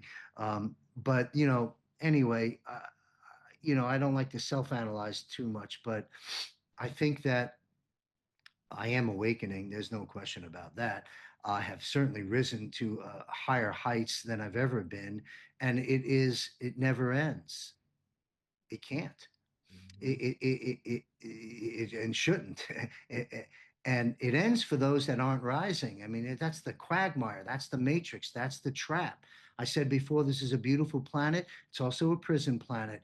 I think we've been sent here to figure this shit out. And that's what we're finally doing That's right. right now. Right now. That's And right. that man everyone hates, Orange Man, bad, he's leading it. Yes, he was chosen. He's the spokesman. I get it. I know the whole narrative. But God put him there. And so did we all 3 times. And I don't think he's going anywhere for a while. I know a lot of people say he's going to exit the script soon. I asked Juan Savin, what do you think about that? He texted me back one word: bullshit. Okay. So put that in your pipe and smoke it, folks. He'll leave the script eventually, but it isn't coming tomorrow because he's being written off because he's not the right guy. It's all BS. Um, he is leading us through dark to light. Q, the military operation, and I don't want to be hammered down on the timelines. The command central is God, whatever you perceive it to be. It's God, the military, the White Hats, President Donald J. Trump, Brad Wozny, me, and all of you listening, we the people. That's how we bust out of the matrix of controlled thought and escape birth and death forever in a human sense. And we fix this mess up. And the Galactic Federation and all these things I wouldn't touch a year or so ago, as you recall. I pulled this away because that's my style of, remember, I got a lot of new people coming in. All right, yeah. So, but now it's time for Chambers to go there. And accent, raise the roof. Correct. It's time. Time has come because our president is going to do it, and I'll be right behind him helping. So God bless you. I really dread this being published, to be quite honest with you. But Nothing at all. But it is what it is, and it can never be said that I'm not transparent and authentic. You either like me or you don't, and I'm not here to win any awards or popularity contests. We didn't spend any time, and it's okay. I think people know my position on the world events. I think people know by the way I phrase my questions that I know what's going on. And I play a certain role, and it's an authentic role I've taken on in this mission that I've been assigned and have accepted to do. Um, I'm honored to do it. I'm glad it's being widely accepted now. And it's a big responsibility. I feel that energy. I'm sitting here staring at a 5x8 camera and teleprompter with 2 lights on me in a studio in Chiang Mai. But you know what? I know the power of the camera. and the voice. And I'll share one closing story. When the Clay Clark thing happened, um, I was doing American Media Periscope. I was a show host at the time, and but I never really had to realize the power of that connection until I got out of a taxi. I sh- I was going to the premiere of the first Reawaken. It was something Clay hosted at his office building at the time, where people pay a little bit of money, the Patriots, to go be in the room with Mike Lindell and General Flynn and Lynn Wood, who I love Lynn. Lynn was great. I got stories about Lynn. I mean, again, I got stories one day. So, uh, so, so I get out of the taxi. The building's about half a football stadium away. I Yeah. see the line of the Patriots who paid the ticket to be at the VIP dinner to see everybody before the official first event took place the next morning. I'm one of those quote VIPs, lower totem pole. You know, Mike Adams in there and General Flynn and Jeff Prather, a whole bunch of people were in there. And so I get out of the taxi and I see like a couple hundred people online, working their way into the building. And they're all pointing in my direction. And they're like, there's a commotion. And I'm like, oh. So I turn around and see who's behind me, but just the taxi driver pulling away. I mean, it's an open grass field. Okay. So I come walking, and you know where I'm heading with this. So I get there, and they're like, John Michael Chambers. I can't, oh my God. And then throughout the 3 or 4 day event, sign my shirt. And, honey, look who it is. And some lady crying in my shoulders. How come you don't talk about the reptilians? And, I mean, all this stuff was happening. And I'm like, I had no idea Good for you. that the millions of followers aren't just followers, they're human spirits, people that we're touching the hearts and minds of people. It's an awesome responsibility. And I changed from that day forward because I realized, I tear up. I'm an emotional guy. As General Flynn says, don't take the tears as a sign of weakness. It's a tear of passion for what we do. Right. But that moment, That's correct. That moment really changed me because I realized my work had meaning and it was affecting things. And so I say that today now because I can feel the energy of 14 million viewers. I actually can feel this vibration and it exhausts me. In a good sense, it's that exhilaration exhaustion. Like when I close out a studio and finish my show, I'm like, wow, my shirt comes off and I'm looking at the sun and I got to take a walk for an hour or two. I got to come down because I feel that love. It's love coming at me. I feel it. It's appreciation and respect. And I recognize that it's not an ego statement. It's a mission that I'm serving. I'm just happy that I'm happy that where we go, when we go, all is happening. You can meet someone you've never met. Like when I finally one day get to see you in person, or Derek or Bossi. I mean, man, we just feel like we've known each other for centuries. It's like, holy shit. And all I've ever done is interview him on a camera. Right. But the closeness is there. We're working with that energy, that vibration, and soon that's what all of life will be like. And I can't wait. Amazing. I feel bad for people. I there's a lot of lost souls out there, and we got to help them, and that's what we're doing. Agreed. Pardon the emotional tear up, but they didn't drip. I refrained the drip from occurring. It doesn't have to worry. I mean, I'm so blessed to have a spiritually awake audience, and from warrior grannies all across the planet chiming in, bringing it. Men, we have 10 layers that I know in the audience, John, and there's our primary audience member, but it all gets back down to the men, and then also to the early 20s and late teens who are now watching.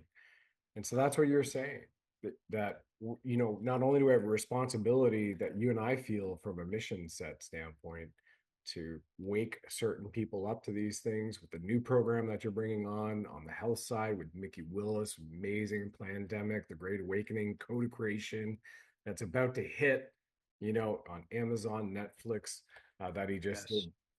Yeah, that's right. And I'm leaving somebody else out, not in Apple TV as well, to Yep. have them come on and to reveal here's the dark truths about the healthcare, sick care system and some of the other things. Yet at the same point in time, here is the positive truth about what's coming or what's here right now. So nobody's left in a vacuum, not only an information vacuum, but just a vacuum overall in your life. And I really appreciate that you mentioned, because I knew you would get to it. And I know when asking this question with all my guests when I do this, they're like, "Oh, I don't know about this." Did you? But immediately you went right into it. You're like, "Okay, you know what? I just got these two downloads. Number one Yep. is to have someone who understands you and being understood. So you're seen and appreciated and acknowledged, and you can just be you in their presence. And for some people, that's even just a pet right now, which is absolutely fine because animals have a role in the soul cycle too for us. And then also what I you prefer dogs over humans. I can tell yeah, you they're that a right lot now. easier, right? Exactly. Less judgment, from Rover, the Yes. golden retriever, or Milo, I, the new I, puppy. I have two beautiful Yeah. Goldens, Oh Victoria man, they're and silent golden. Liberty. Yeah. I want to Oh, say that's one more incredible. thing. What's the first name you said? Love and Liberty? Liberty is the boy, Okay. and Victoria is the sister. And I Okay. got them when they were 10 weeks old, and now they're like 2.5 years old, and Yep. they're beautiful. I want to say something to those 20-year-olds Yes. to fill in the blanks. Besides being understood and listening to your Intuition, instincts, right? Right. is there is there's enormous greatness in these young people, in all of us. And as the journey of life has gone for people my generation, we went through the shredder. We went through it all. You, good advice here. Anyone who makes your space smaller, walk away from them. Yep. Walk away from them. They're suppressive. And they take our space and make it small. I mean, that's what Charles Schwab, well, not Charles, the other Schwab guy, the Klaus. WEF guy, Klaus. Klaus Schwab wanted to Yes. do. You are 15-minute cities, thumbs. no houses, no gun. When you feel someone making your space or your reach to greatness, to your dreams, your passions, your visions, when someone makes that small, get them out of your circle. Yeah.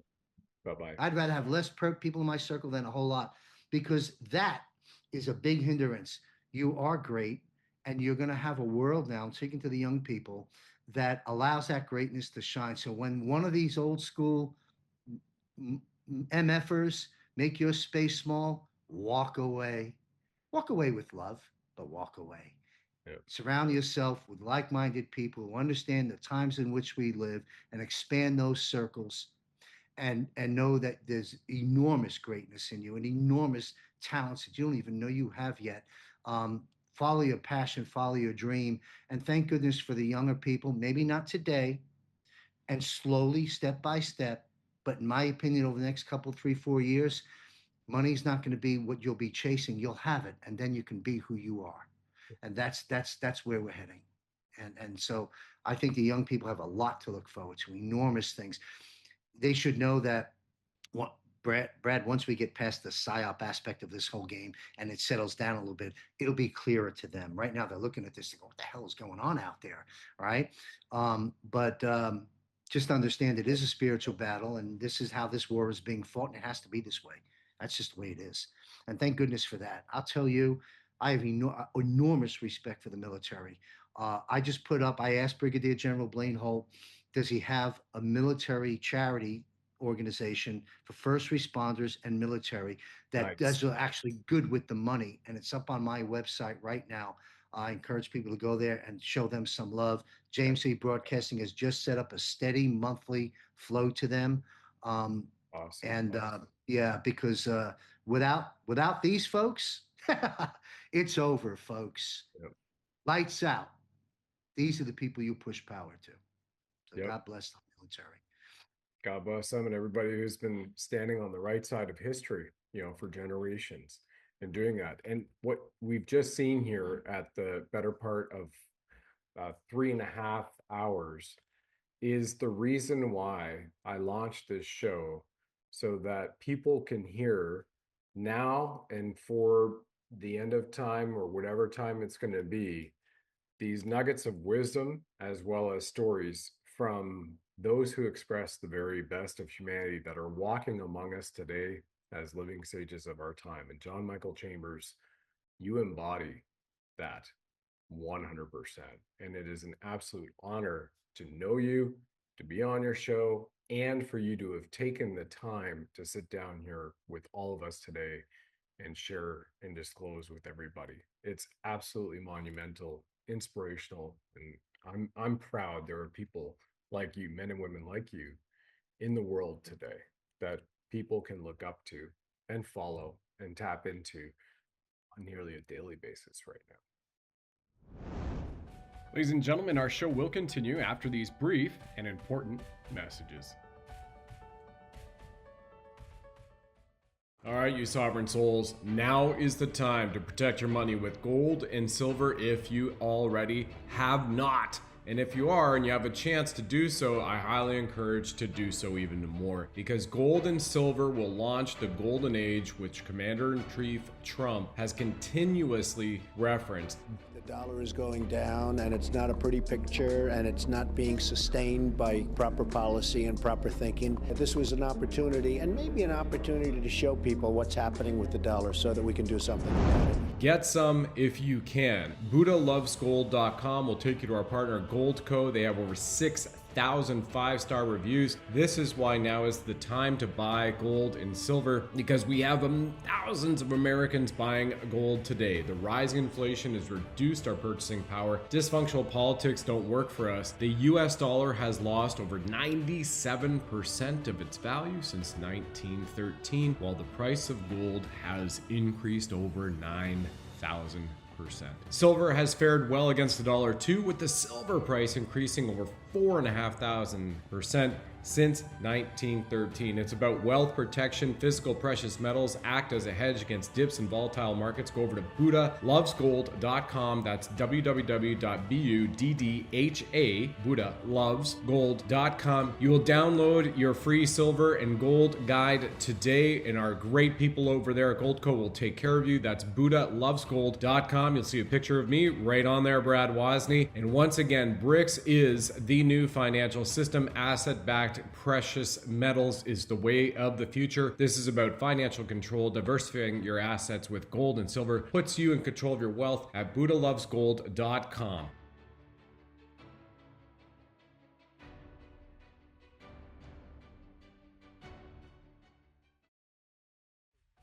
And now, back to our show.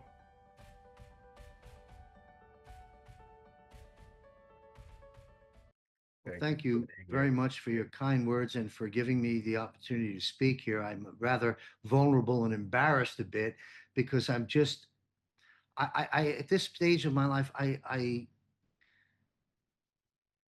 just want to be who I am. And now people got to see another side of me that they don't see when I'm being a host of a show.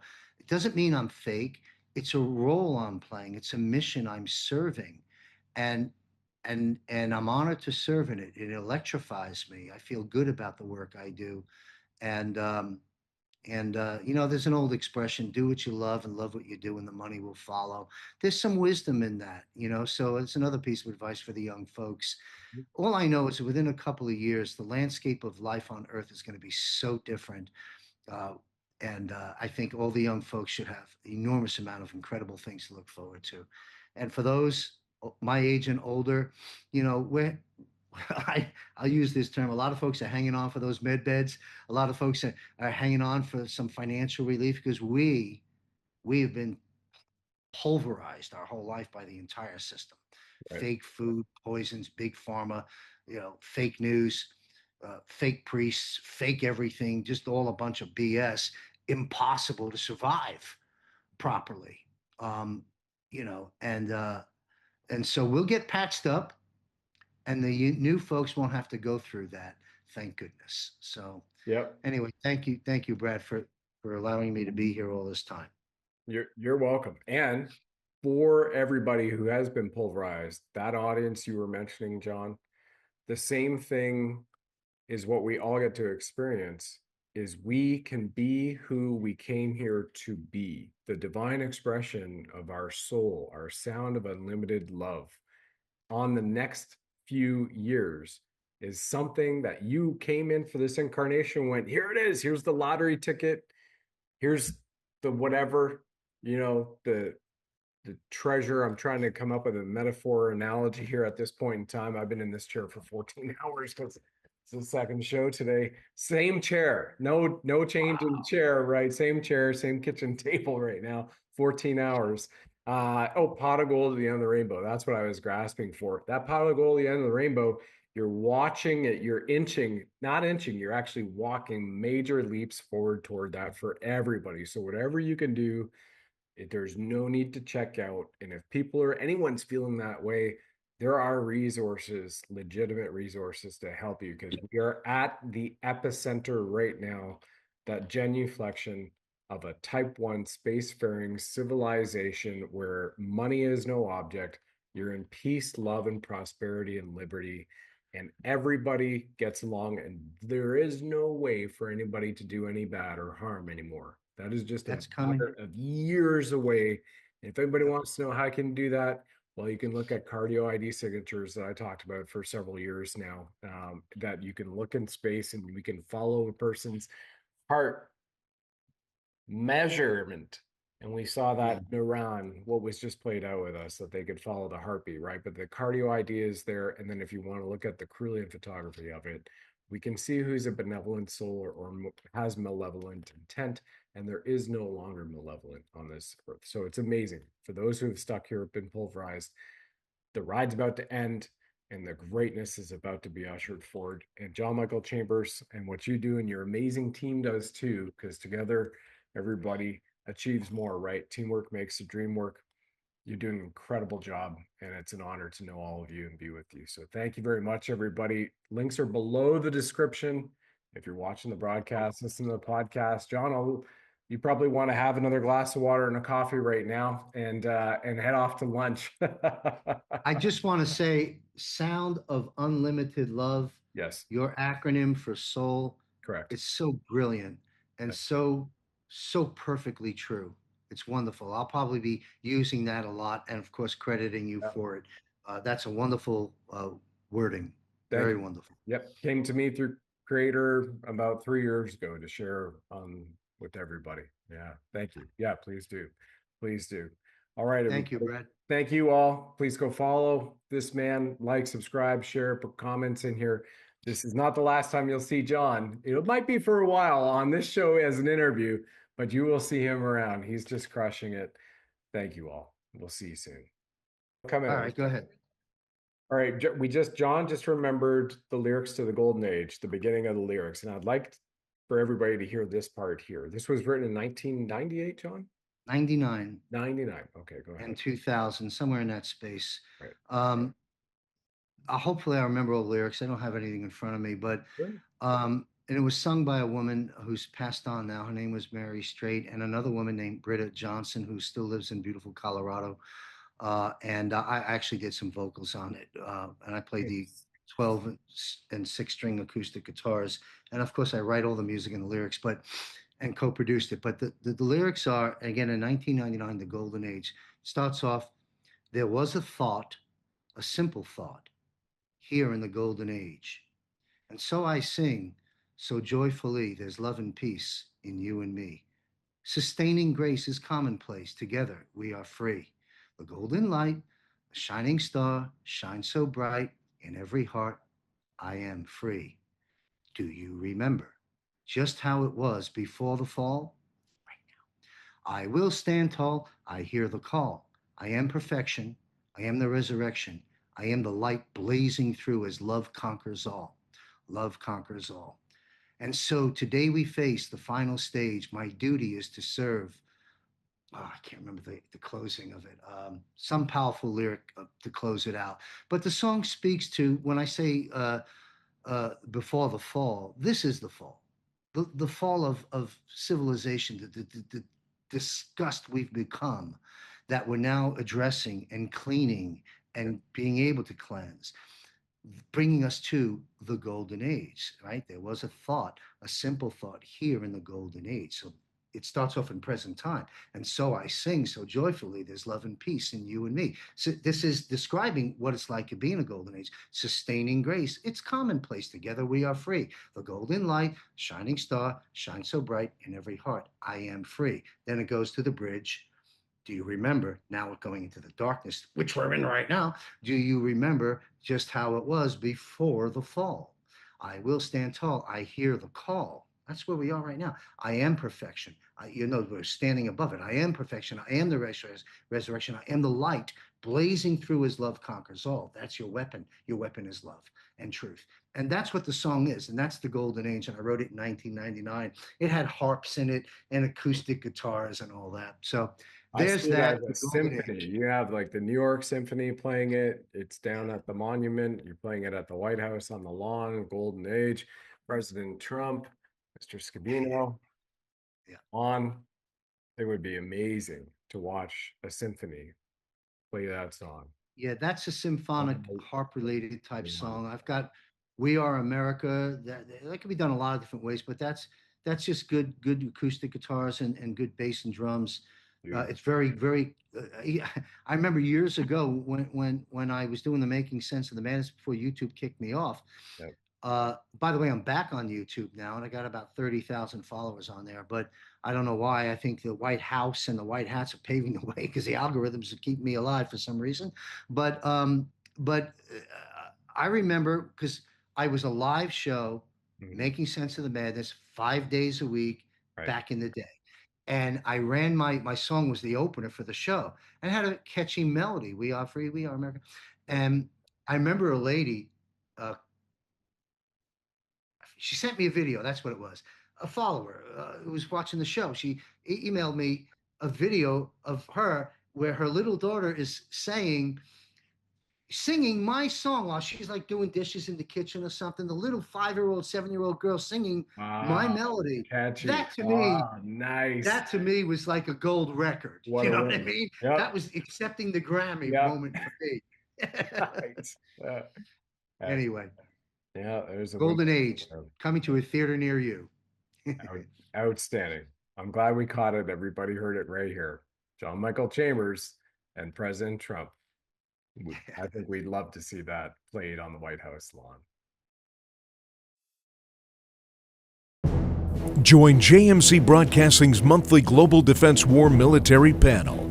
JMC hosts an esteemed panel of military experts, including Ricardo Bossi, Tom Lennox, Chuck Sellers, Michael Jaco, Derek Johnson, Brad Wozny, and other military guests.